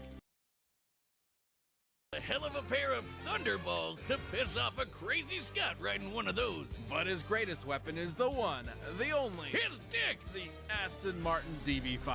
Oh, I thought we were still talking about him. Never mind. This absolute beauty isn't just good looks. She's packing front-mounted machine guns, oil slicks, smoke screens, and of course, the ejector seat. Oh, and good luck trying to break in. This baby is insanely bulletproof. Like, just look at this. It won't stop. Still going. Still going. Q has provided numerous vehicles over the years with ever more insane features, like a submarine transformation, light-bending holograms, and a remote control built into Bond's phone. God, just look at him, living his best life. And why wouldn't he? He's a globe-trotting ladies' man with the UK Treasury as his personal credit card. He's got the world in the palm of his hand. But for some, the world is not enough. Though Bond's iterations may vary, one thing remains throughout. Behind that debonair smile and British wit is a broken, soulless shell. A man only good for killing. I guess it's no surprise that a dude who smokes up to 70 cigarettes a day and routinely drinks enough to enter a coma might have a death wish. Now, James wasn't always like this. Not long after getting his 00, he found love, and loved so much he left the Secret Service behind. But there are some lives you can't escape, and some lives you can't save, no matter how hard you try. Sometimes all that's left is to kill the love inside you until all that matters is revenge. There's no denying Bond's psychopathic tendencies. He's killed hundreds of enemy combatants over his career and might just enjoy the act of torture. But what makes me respect him is he never forgets a pun afterward. All that hate and regret wrapped up into one man with nothing to live for. The perfect assassin for a dying empire. Bond is strong enough to hold his... Overcame a lobotomy with the power of love. Stole a skydiver's parachute mid-drop, often knocks out henchmen in one punch. Crushed a man's skull in flip-flops, dodged the Solex agitator laser beam. Survived 13 Gs without passing out. Tortured in North Korea for 14 months. And has defeated Les Sheriff, Red Grant, Gustav Graves, and Safin. Zone against superhuman henchmen like Oddjob and Jaws, who can lift a van off the ground. He survived being blasted by a Stinger missile, falling hundreds of feet into a river, and having his eggs scrambled. At his best, he's even fast enough to dodge gunfire nearly point blank, and missiles, while in free-fall, and still shoot people. This is the superhero shit we were talking about. Time and time again, he's outsmarted criminal masterminds like Dr. No, Goldfinger, and Scaramanga, the man with the golden gun. He's even bested the worst of them all, his arch nemesis, the international terrorist, Blofeld. In 2 different timelines, no less. And plot twist, in the second, Blofeld was Bond's long-lost adopted brother. Which, if I recall correctly, also happened in Austin Powers. But that's why we love the old Scottish so-and-so. Who else could escape a giant space laser by kite surfing on a tsunami? What more can we say about 007? He's got the best job in the business, and nobody does it better. This episode of Death Battle is sponsored by Babbel. It's days like these I wish I could sail the French Riviera, speaking French with the local. It's learning that needs Babbel's not start %. With AlphaSense, you're not just monitoring the market, you're building your future with intelligence.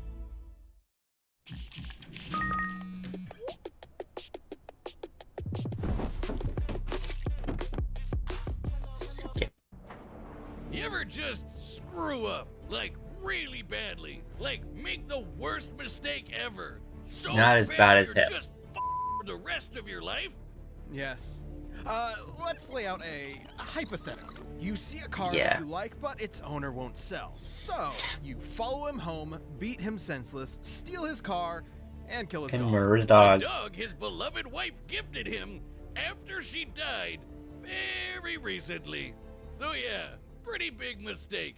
And this man, Yeah. well, he just happens to be the single deadliest assassin in the entire world. He may be called Baba Yaga, but he's not the boogeyman. He's the one you sent to kill the goddamn boogeyman, John Wick. So yeah, that's one pretty huge mistake. The full story of this specter is almost non-existent, but rumor has it he was trained by the Rooster. Full name, Jonathan Wick. Also known as Jardani Djokovic. 6'1" or 185 centimeters. Was born in Belarus. Raised by Ruska Roma. Is a Sigma male. Also known as the Baba Yaga, the Devil, and the legendary Hitman. Roma crime syndicate from a young age, before moving to America and making a name for himself in its criminal underworld. Terrifying enough to scare the living daylights out of even the most hardened murderers. Wick is a master martial artist, combining several schools into an all-purpose fighting style that focuses on maximum efficiency with minimal effort. Almost no one who has fought him directly has lived to tell the tale. So Yeah. which specific forms he practices are for his eyes only. So why don't we look at the martial arts used to prepare for the movies by everyone's favorite immortal, Keanu Reeves. Reeves combines Sambo, Aikido, Judo, and Brazilian Jiu-Jitsu for defensive joint locks, throws, and Beating wrestling ass. moves to avoid as much damage to himself. It's speculated that Wick was a former member of the United States Marine Corps, given the Fortis Fortuna Aduit tattoo on his back. What's that mean?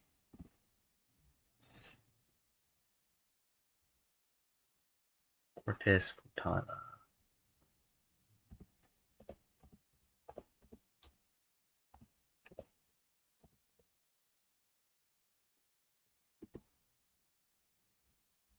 Latin phrase translates to fortune. Oh, fortune favors the bold. Okay. So that's a common saying. Anyway.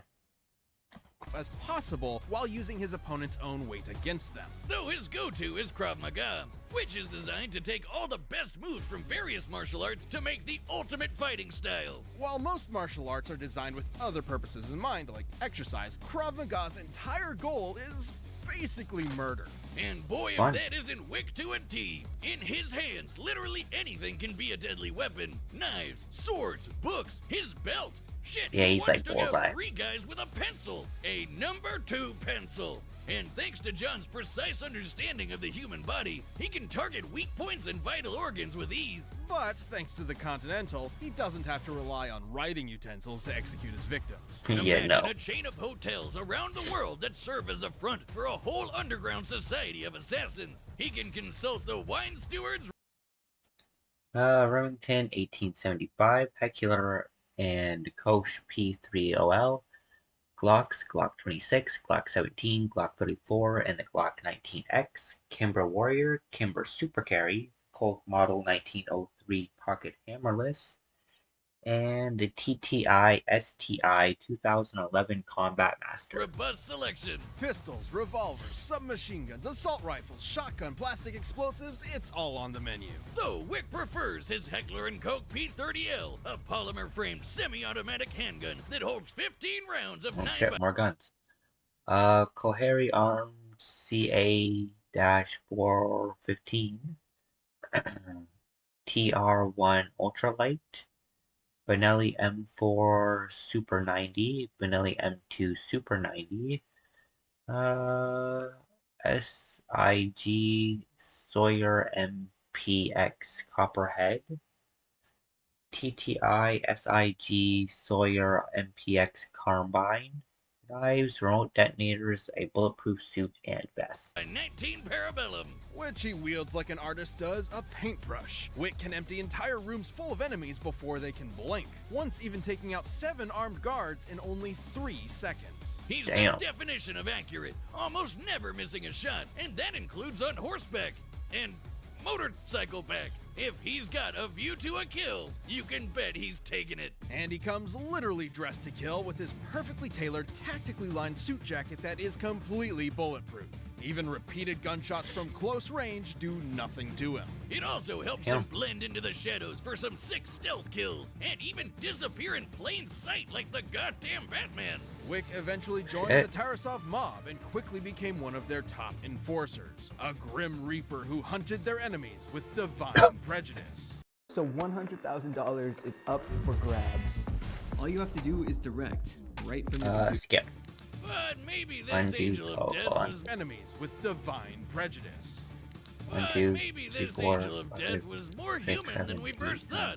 After years of being a badass, God damn, he's clicking too many times. I can't count. After years of being a badass, Wick wanted out of the mob to get married to the love of his life and retire. Wow, I wonder how that first date conversation went. Man, she must have really fallen for him. I guess he put the ass in assassin. So his boss gave him an impossible task. He could leave if he wiped out every last one of the mob's enemies in a single night. Yeah, Which crazy. He did, because human or no, he's still John Wick. And he lived happily ever after. Well, until his former boss's snot-nosed son screwed up. Like, really badly. Great job, Theon. You never miss. That wasn't just some dog, but a semblance of hope. The opportunity to grieve unalone. His last tether to a happy life. And he killed it. So Wick was back with a vengeance. Prepared to kill every last person that got in his way until the whole of New York's criminal underworld had been razed by his bloody crusade. Over the course of the 3 movies, which span only about 2 weeks, Wick left over 300 bodies in his wake. Bruh. 300. Running into him is like seeing the sky fall. You're going to die. There's no escape. He survived being stabbed. Got revenge for his dog. Yeah, he did that. Cut off his own finger with minimal signs of pain. Performed surgery on himself. An expert in several forms of martial arts. Survived getting shot and falling off the Continental Hotel. Has defeated Miss Perkins, Big O, Cassian, Ernest, and Zero. Rammed by cars, shot in the stomach, blown up, mutilated, and knocked off of a 10-story building. All within a fortnight. Oh, and somewhere in there he found the energy to trek through the Saharan desert. And it's not like his injuries from the previous movie had time to heal, or the ones from the movie before that. We cannot emphasize this enough. John Wick is unstoppable. He's strong enough to toss around full-grown men, snap bone, and body slam 2 assassins through a bulletproof glass floor. Wick absolutely annihilated his former Tarasov employers, the Neapolitan crime family, Kimura, and fended off an international army of assassins attacking him at random, one after the other, every few minutes. Even after being declared excommunicado by the Continental, bereft of his former resources, he killed every last soldier sent after him by the High Table. With barely a quantum of solace to rest. Like we said, completely unstoppable. Outgunned, outmanned, it doesn't matter. John Wick lost everything in the world that meant anything to him, and that means he won't stop killing until there's no one left, or he dies trying. And good freaking luck with that. Yeah, I mean, damn. This episode of Death Battle is sponsored by Mint Mobile. Kinda got me hopeful. Only wireless mobile give all play and you can plan for Death Battle. I'm rooting for him. Come on. You've run the data through all possibilities. It's no time to die for a death battle! That didn't really work, but alright. Is not one to be taken lightly. Be careful, 007. And happy hunting. Your concern is always touching, Q. Vodka martini. Shaken, not stirred. What can I get you, mate? Drinks are on me. I prefer to be alone. Unfortunately, I wasn't asking, Baba Yaga. Now you can come with me, or we can do He this. wasn't asking either. Killing isn't permitted on company grounds. Lucky me.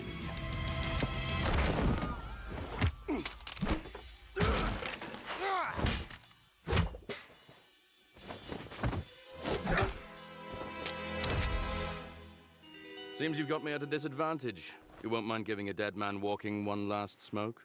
What does MI6 want with me? Your reputation precedes you. I'll be sure to keep up. No, you won't.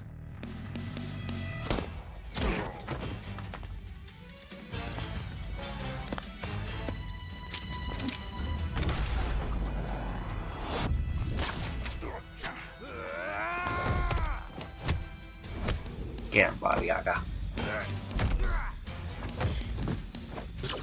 Oh shit, laser watch. Got him beat with the gadgets. That's 3. Oh shit. Oh. To be entirely honest, I lost count. Oh.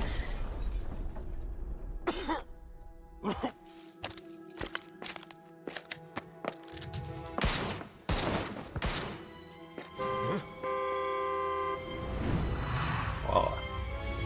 Dick.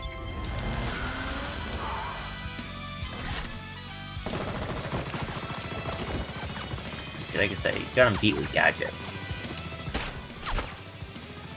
I think if he didn't have his gadgets, this would be an easy win for John.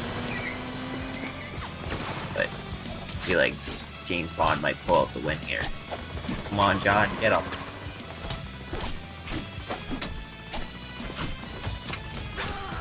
Car's coming back around.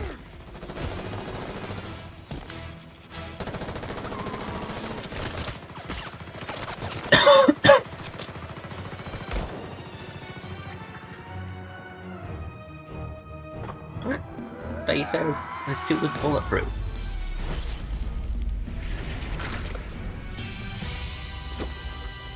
Oh shit. What comes around goes around, as they say. Oh no. Ah. Yeah.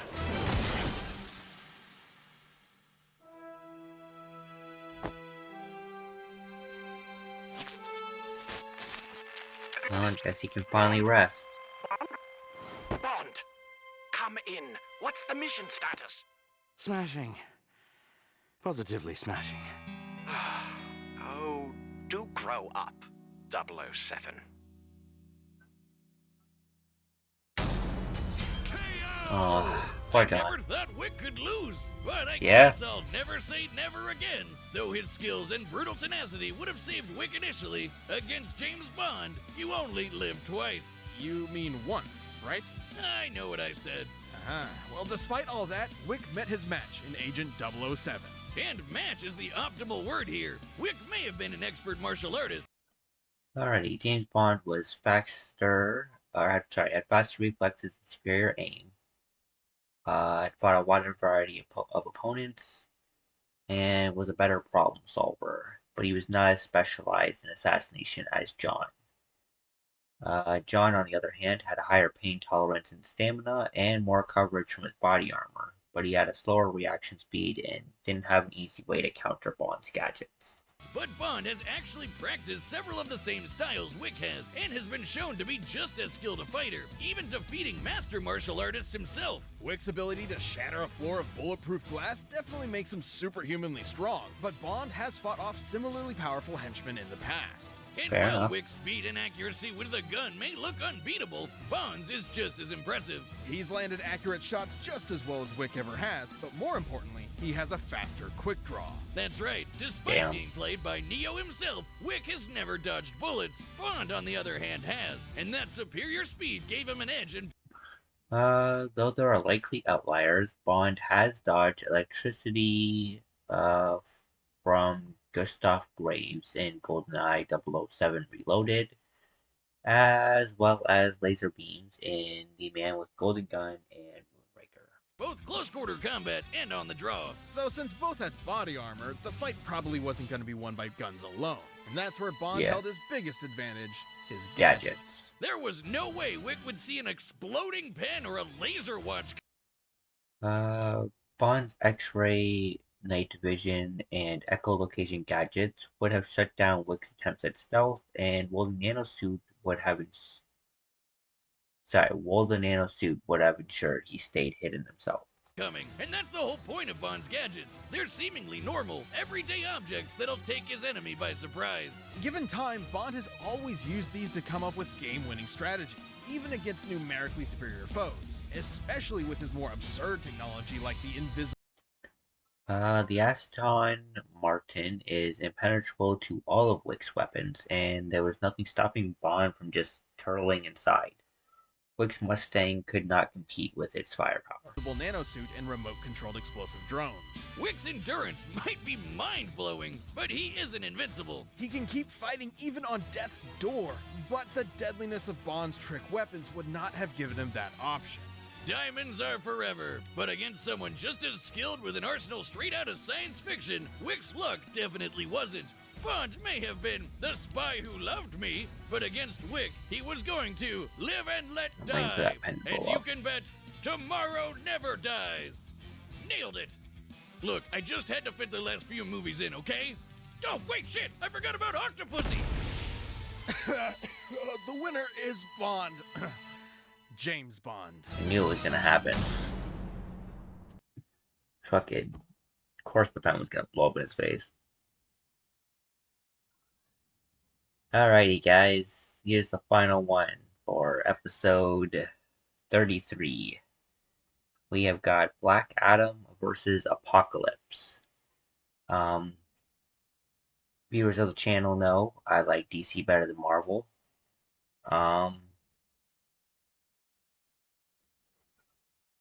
I know Apocalypse, though, is tough. Like, I don't think... let me put it this way. I'm pretty sure Black Adam has never destroyed the world just by himself. But Apocalypse has, like, taken over the world in, like, multiple timelines, I'm pretty sure. So, I think I'll go with Apocalypse. I don't think Black Adam's going to be able to match him. But, you know, we'll see. I'm not, I'm not always right. Just because I think something doesn't mean it's true. Owner allowed me to take an extremely unique idea and make it a reality. It is kind of like having a baby, having a puppy. Like, it's a lot of work. It's like having a baby. Don't say that to someone who has a baby. Black Adam, DC's ferocious champion of Shazam. Apocalypse, Marvel's baleful mutant conqueror.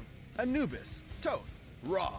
For over 30 centuries, Egyptian mythology spawned countless legends. And we've got comics' biggest baddies this side of the Nile. He's Wiz and I'm Boomstick. And it's our job to analyze their weapons, armor, and skills to find out who would win a death battle. You've heard of Gotham, the Mascara, Metropolis, just a few of DC's unique tourist spots. But there's another. South of the Mediterranean Sea and north of the Sinai Peninsula rests the sovereign nation of Kahndaq. While those spots have Superman and Batman solving crimes like it's magic, Kahndaq's got an actual magic man saving them. Black Adam. Long ago, Teth Adam and his people were enslaved by the conqueror Ebok and his army of barbarians. All he had left was his nephew, Amon. Upon fleeing certain death, the two stumbled onto the Rock of Eternity, a mystic lair that has defended magic since the dawn of time. Here, the two earned an audience with birth name, Teth Adam. Gender, male. Age, at least 3,200 years old. 6 feet tall, or 183 centimeters. Is 198 pounds, or 90 kilograms. The protector of Kahndaq, husband of Isis, brother of Osiris, and was played by Dwayne "The Rock" Johnson. The lair's masters, the excellently named Council of Wizards. Seeing the purity in little Amon's heart, this wannabe Gandalf decked him out with super magic.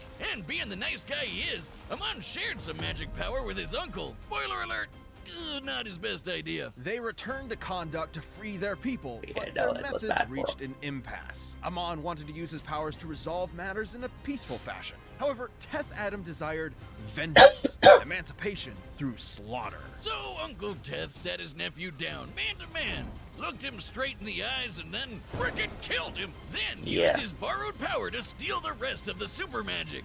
You know what they say, no nephew, No problem. With the full might of the wizards at his fingertips, Black Adam annihilated the barbarians and freed his city. Suffice to say, he's not exactly your typical hero. Even the superhero A-listers don't try him, and for good reason. Kmart Merlin here didn't give Adam some nerdy wand, but that dope shit, the living lightning. While it may function just like real lightning, this living lightning is among the most potent spells in comics history. It's magic lightning. You ever see normal lightning kickstart a giant's heart and juice up the Flash? Because Black Adam's lightning did, and activating it is as easy as saying the magic word. Shazam. The powers of Shazam. The stamina of Shu, zero fatigue, immortal body. Speed of Horus, super speed, flight, enhanced reflexes. Strength of Amon, super strength. Wisdom of Sehiti, knowledge, counsel from the gods. Power of Aten, magical electrokinesis, and courage of Mahen. Telepathy, resistance, and unshakable will. He also has magic spells, which include magical energy tracking, stone transmutation, and astral form travel. And he owns a yellow lantern ring, which can create energy constructs and energy force fields out of yellow fear energy. Shazam! Wait, hold up. That's Billy's word. Shouldn't he shout like Black Adam or Shazoo? You would think so. Remember Kmart Merlin? This is Mamaragan, the mightiest of the wizards. To better protect the multiverse's magic, he promotes individuals to be his mythic champions. Black Adam is one of the first. So kind of like Shazam with another name. I like my idea better. Shazam Shazoo! with, It really lets you know you gotta be quiet, like when you're in a Egyptian zoo or, guys. you know, the animals will kill you. Wait, is that not a real thing? Can I talk at the zoo? But Yes. when Teth Adam shouts his magic word, lightning pours from the clouds, transforming him. Living lightning transformations are explicitly verbal commands. During a period when Zatanna changed the magic word for Shazam, Teth Adam could not transform into Black Adam. From meager human to wizard Jesus, and vice versa. Simply put, Black Adam is imbued with the powers of God. Well, gods, plural, as his gifts come from multiple mythological legends. At first, he got juiced up from the Greek gods. Zeus, Atlas, Herc, you know, all those buff guys and gals. But it didn't really work out though, cause he kinda died. Yet Kahndaq craved for their hero's return. So Black Adam's most devoted followers collected all of his ashes and prayed their hearts out. This time, to their own pantheon. Goodbye, muscles, and hello, bird people. Black Adam was reborn, now with the powers of the Egyptian pantheon. Gods like Shu, Amun, and Horus gave Adam the basics. Super strength, speed, flight, and an undying body. But the real magic's with the other three. The power of Aten channels the living lightning throughout his entire body for combative purposes. And the wisdom of Zehuti improves Black Adam's strategic thinking. It's a council of knowledge. Various other magic spells exist within various grimoires within the DC universe. However, the wisdom of Zehuti doesn't automatically grant Black Adam its full knowledge of sorcery. Knowledge from the gods that clues Black Adam in on how to defeat his enemies. Like, for instance, when evil Joker Batman drove Billy mad, Billy went all King Shazam on Kahndaq. But guess what? Zehuti had Black Adam instinctively lead Billy into a trap to destroy his ass with the power of Sunday prayers. Hallelujah! Holy shit! And finally, the courage of Mahen. Besides minor healing and resistance to mental attacks, Mahen's power granted Black Adam an indomitable will. It's got him through some really rough patches. His family, dead. His country, wasted. His wife got revived. She turned to stone. You can knock him down, sure, but he ain't staying there. Mahen helped make Black Adam a non-wavering and decisive leader. The whole world can turn against him, but he would not care so long as Kahndaq is safe.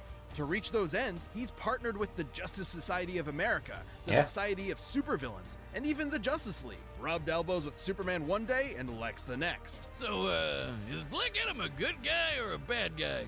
Yes. Neither. Only the side that benefits his... Push the Moon, shattered extinction level force field, tore through Spectre, kept pace with Jay Garrick and The Flash. Which one, Barry Allen or Wally West?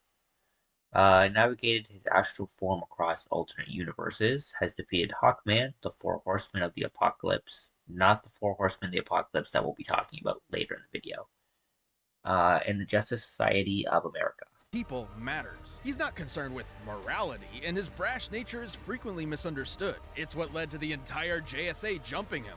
twice. And they still couldn't check him. Adam's just built that different. Black Adam caused sandstorms with a single clap, pushed the moon, and killed the 4 horsemen of the apocalypse. One time when space cultists came a-knocking on Earth, he fought side by side with his best bro, Sinestro. Afterward, when the Yellow Lanterns dipped and took their rings with them, Sinestro let Black Adam keep the one he got. Now that's a bromance, and can I just say, Black Adam makes a mean lightning tiger. He murdered the Council of Wizards and later endangered Momorgan himself, and the almighty wizards. While visual panels of these events are never seen, multiple iterations of Black Adam show that he's capable of battling Memorandum and his councils, like Shazam and the Marvel family. Part of the Quintessence, basically DC's gods who watch over the multiverse. No surprise, since Black Adam effortlessly broke Spectre's body, another Quintessence person. Sure, he's torn off Hawkman's wing and tried to kill Wonder Woman, but through the eyes of his people and loved ones, Black Adam is a hero. A moment's gaze from their idol is all they need to carry on living. So invaders beware, no one's truly safe from the true, savage champion of Shazam. Ah, shit, I was kinda hoping I'd transform there. Shazoo!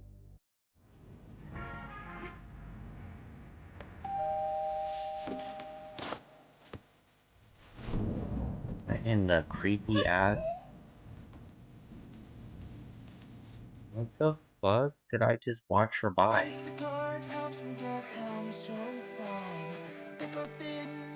Skip. Let me tell you about one of my favorite graphic novels. It spells the end of all days, when madness reigns supreme and order is shattered. Mounted upon white horses, death, destruction, pestilence, and famine bring about a world anew. It gets dark as shit, like literally, and I'm there for it. Are you talking about the Bible? No, Age of Apocalypse. No, this is a Marvel comic. 5,000 years ago in Marvel Comics, the Egyptian Aqaba tribe birthed something terrible. An ugly child. Oh, to shit. Them, he was a demon. Like a mix between Great Value Thanos and a box of chalk sticks. So they midnight dumpster babied his ass in the desert to die. Luckily, all of the Crimson Sands tribe saw differently. Within this child, he saw a conqueror. He raised him as En-Saba-Nur, the morning light. And above all, he taught him one major lesson. Only the strong survive. Nur became a warrior, same as his peers, but his physical differences made his experience unique. He was stronger, smarter. En-Saba-Nur, height various, weight various, friends with the living island Okara. Raised by the teachings of the Crimson Sand, has also been known as Seth. I'm not even gonna try and pronounce that. Various other names, including whatever the fuck this says. And hated. Even to these people, he was an outsider. Then the Pharaoh killed Baal and enslaved Nur. Dude had no one left on his side except for this chick who he had a thing for. But everyone he meets apparently just wants ugly people to die, even when he saves their life. Shit, just swipe Checks right, out. girl. Goddamn. And so he embraced the perceived truth. If he was a monster, he would prove it. Betrayed by all and respected by none, if no one would care for En-Saba-Nur, they would all fear Apocalypse. Long story short, he's a mutant. And not just a creepy looking dude like Beak over the... Full control over his molecular structure, granting him super strength, shape-shifting, flight, telekinesis, and size alteration. Celestial technology, which grants him energy projectiles, energy absorption, and the Death Seed, and regenerative abilities. Oh, God, I'm gonna throw up in my mouth a little bit. Anyway, I always he's picking on got Beak. superpowers, and they're on a whole nother level. He has inhuman physiology and intelligence, along with complete control over his molecular structure, allowing him to reshape and mold his body however he pleases. Yeah, but I guess he's too proud to just, like, turn himself into Jason Momoa or something. With a combination of his not-so-screwed-tight tactical brain and prowess, Apocalypse conquered Egypt, leading it into a prosperous age with an iron fist and an ocean of blood. He'd then set his sights on the very world itself. Just one problem. The world had a bunch of X-Men and Avengers running around stopping his world domination. To accomplish his big dream, Apocalypse needed something more. But that would all change upon the arrival of a certain mutant messiah. Okay, so first, Apocalypse found some space tech that belonged to Celestials, basically Right. Marvel's gods. Despite its amazing potential, he wasn't able to make use of the technology until the time traveler Cable showed up to kill him. Instead, Cable accidentally infected Apocalypse with the techno-organic virus, a disease that turns organic matter to futuristic technology. Turns out, this is exactly what Apocalypse needed to access the Celestial tech. With the promise that he would repay the Celestials later, he was bestowed a gem that would change the game forever. How's he gonna repay them? Death What do they Seed, want? a celestial artifact with the purpose of leading Earth into a higher evolved form. By injecting a Death Seed into someone, they are transfigured into one of Apocalypse's horsemen, a being of incredibly fatal power. Don't forget about that techno-organic virus either. Controlling the virus means controlling all technology with your mind. Cable couldn't tame it, but Apocalypse's power is so vast, he had no issues controlling it. So, take a god pyramid, add a super tech virus, multiply the X gene, and what do you get? An Apocalypse who is unrecognizable from his meager past. With these three under his command, any superpower you can think of is now at his disposal. The official Marvel handbook states that he could have any power he desires. In most cases, he also uses his own blood to give others powers and abilities beyond their original capabilities. Apocalypse can teleport, blast all sorts of energy, turn invisible, regenerate limbs, read minds, and friggin' fly. Look at him whiz! He's got his hands behind his back and he just doesn't give a shit. And most impressive is his ability to siphon energy. He once absorbed Cyclops' laser with his bare hand. Well, the comic depicts Apocalypse using a machine to drain energy. He did this while the machine was damaged, and he has also demonstrated instances of being able to control energy in multiple other comics. Same laser that can split planets. It wasn't long before the virus incorporated technology into his molecules. With mere thoughts, he can construct fake bodies, entire robot armies, and even morph himself into a kaiju. At his peak, virtually no one stands a chance. On a bad day, Apocalypse bodied 6 of the strongest X-Men in a minute. His telepathy alone contends with Jean Grey, one of the greatest psychics in Marvel. He's out-muscled and out... Able to outmuscle Hulk and She-Hulk, avoided, tanked, and absorbed Cyclops' optic blasts. Took the full brunt of Jean Grey's attacks with no psionic shielding. Survived blows from various opponents including Strife, Cable, and Black Bolt. And at its weakest was still able to defeat Colossus, Storm, Beast, Archangel, Quicksilver, and Iceman single-handedly. Paced both Hulk and Thor, and we all know how crazy those two are. We're talking about heroes able to destroy the Marvel Universe, and in an alternate timeline, Apocalypse even slaughtered a Celestial with his bare hands! His bare freaking hands! Wow, way to pay him back for that solid they did you, bro. With that Death Seed in tow, it's hard to attribute Apocalypse as anything but a force of nature, especially when said Death Seed has mutated beings capable of fighting the Phoenix Force, a cosmic entity and the primal force of life. In fact, Dr. Doom claims the Death Seed is directly comparable to the Phoenix itself. So much pain, so many bodies. Apocalypse is an agent of war and has the scars to back it up. And even when someone manages to take him down, so long as he's got blood, metal, and that Death Seed, he'll just keep coming back again and again and again. Ball would be proud, for what is more inevitable and more dramatic to the annihilation of humans than the Apocalypse himself? AI is changing everything, but that's your thing. Change. Fuck AI. This episode of Death Battle is sponsored by Yeah, I get to the fight. Battle.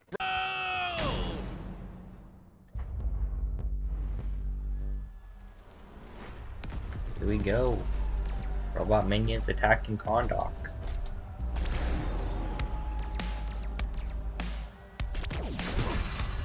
Oh.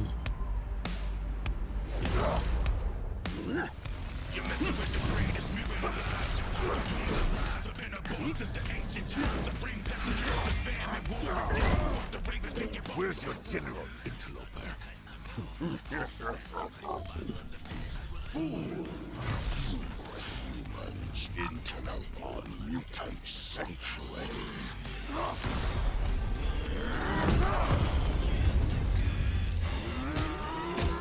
I feel like it's phasing out. Shazam!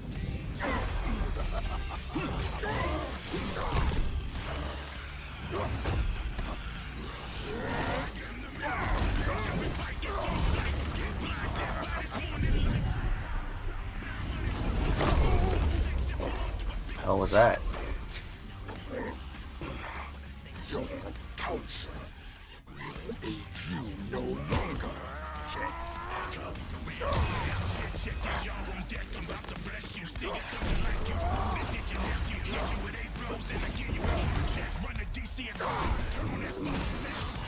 Pitiful God.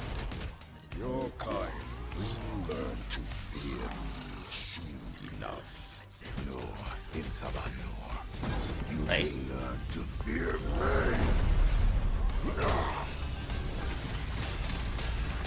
I don't think it's going to be enough to help you win. Lightning Dagger. Oh shit. Get the hell out of my country. Yeah, it's not your country anymore. It's his.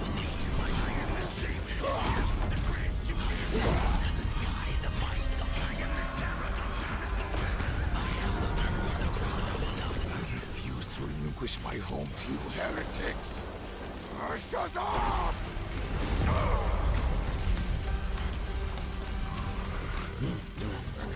Your hubris has failed you, Tenth Adam. Shut up! Oh, shit. Yeah. I knew he wasn't gonna win. Damn, though. I never offered you a choice. Now, everything you've built will fall. She was still alive? Oh, damn.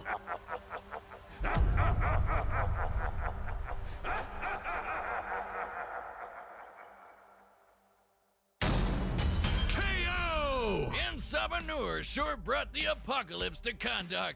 And our camera, goddammit! Wiz, that's gotta be like, what, 30 whole dollars? Fuck, man. This result surprised us. Damn. For what it's worth, both Black Adam and Apocalypse displayed ludicrous levels of godlike ability. Both of their power supplies compared to cosmic beings like The universal cosmology of Marvel and DC are ultimately equivalent in scale. This stands to reason that driving power sources from the Quintessence and Celestials would be equal. the Phoenix and Super Gandalf, and both fought heroes like Thor and Wonder Woman. Right, the victor could not be deduced by strength and speed alone. Rather, it depended on how their abilities countered each other. In that regard, Apocalypse held many advantages. For starters, he could one-up the living lightning. For almost any power Black Adam had, Apocalypse had a better version of it, and then some. Frankly, half of Black Adam's pantheon granted him abilities that Apocalypse possessed through his mutant genes alone, notwithstanding all his other abilities from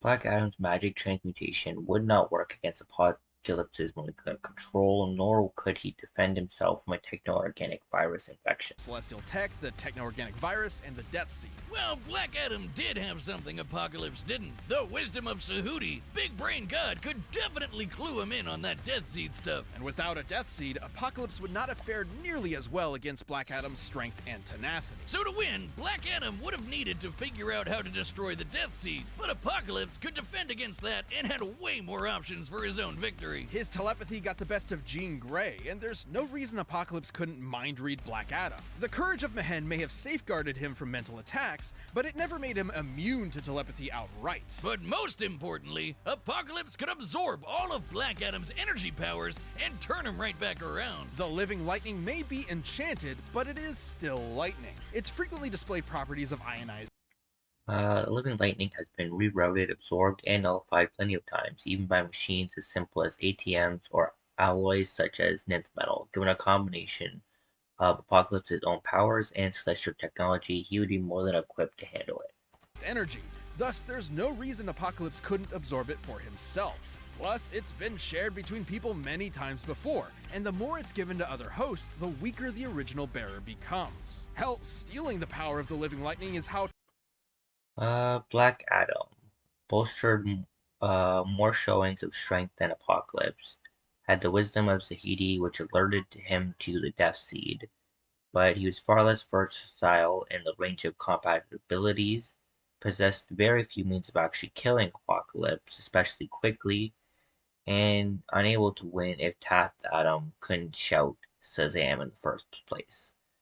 Apocalypse, on the other hand, had the Death Seed and X gene, which rivaled Black Adam's physiology, numerous abilities that countered living lightning, regenerative prowess, which made him difficult for a Black Adam to kill, especially quickly, but he was far weaker than Black Adam without his Death Seed, and the wisdom of Zahedi would have revealed any weaknesses he has. Teth Adam became Black Adam in the first place, so Apocalypse could do the same. By slurping up Black Adam's magic, Apocalypse grew in power while Black Adam got weaker. It was only a matter of time before Black Adam was literally helpless against the end of all things.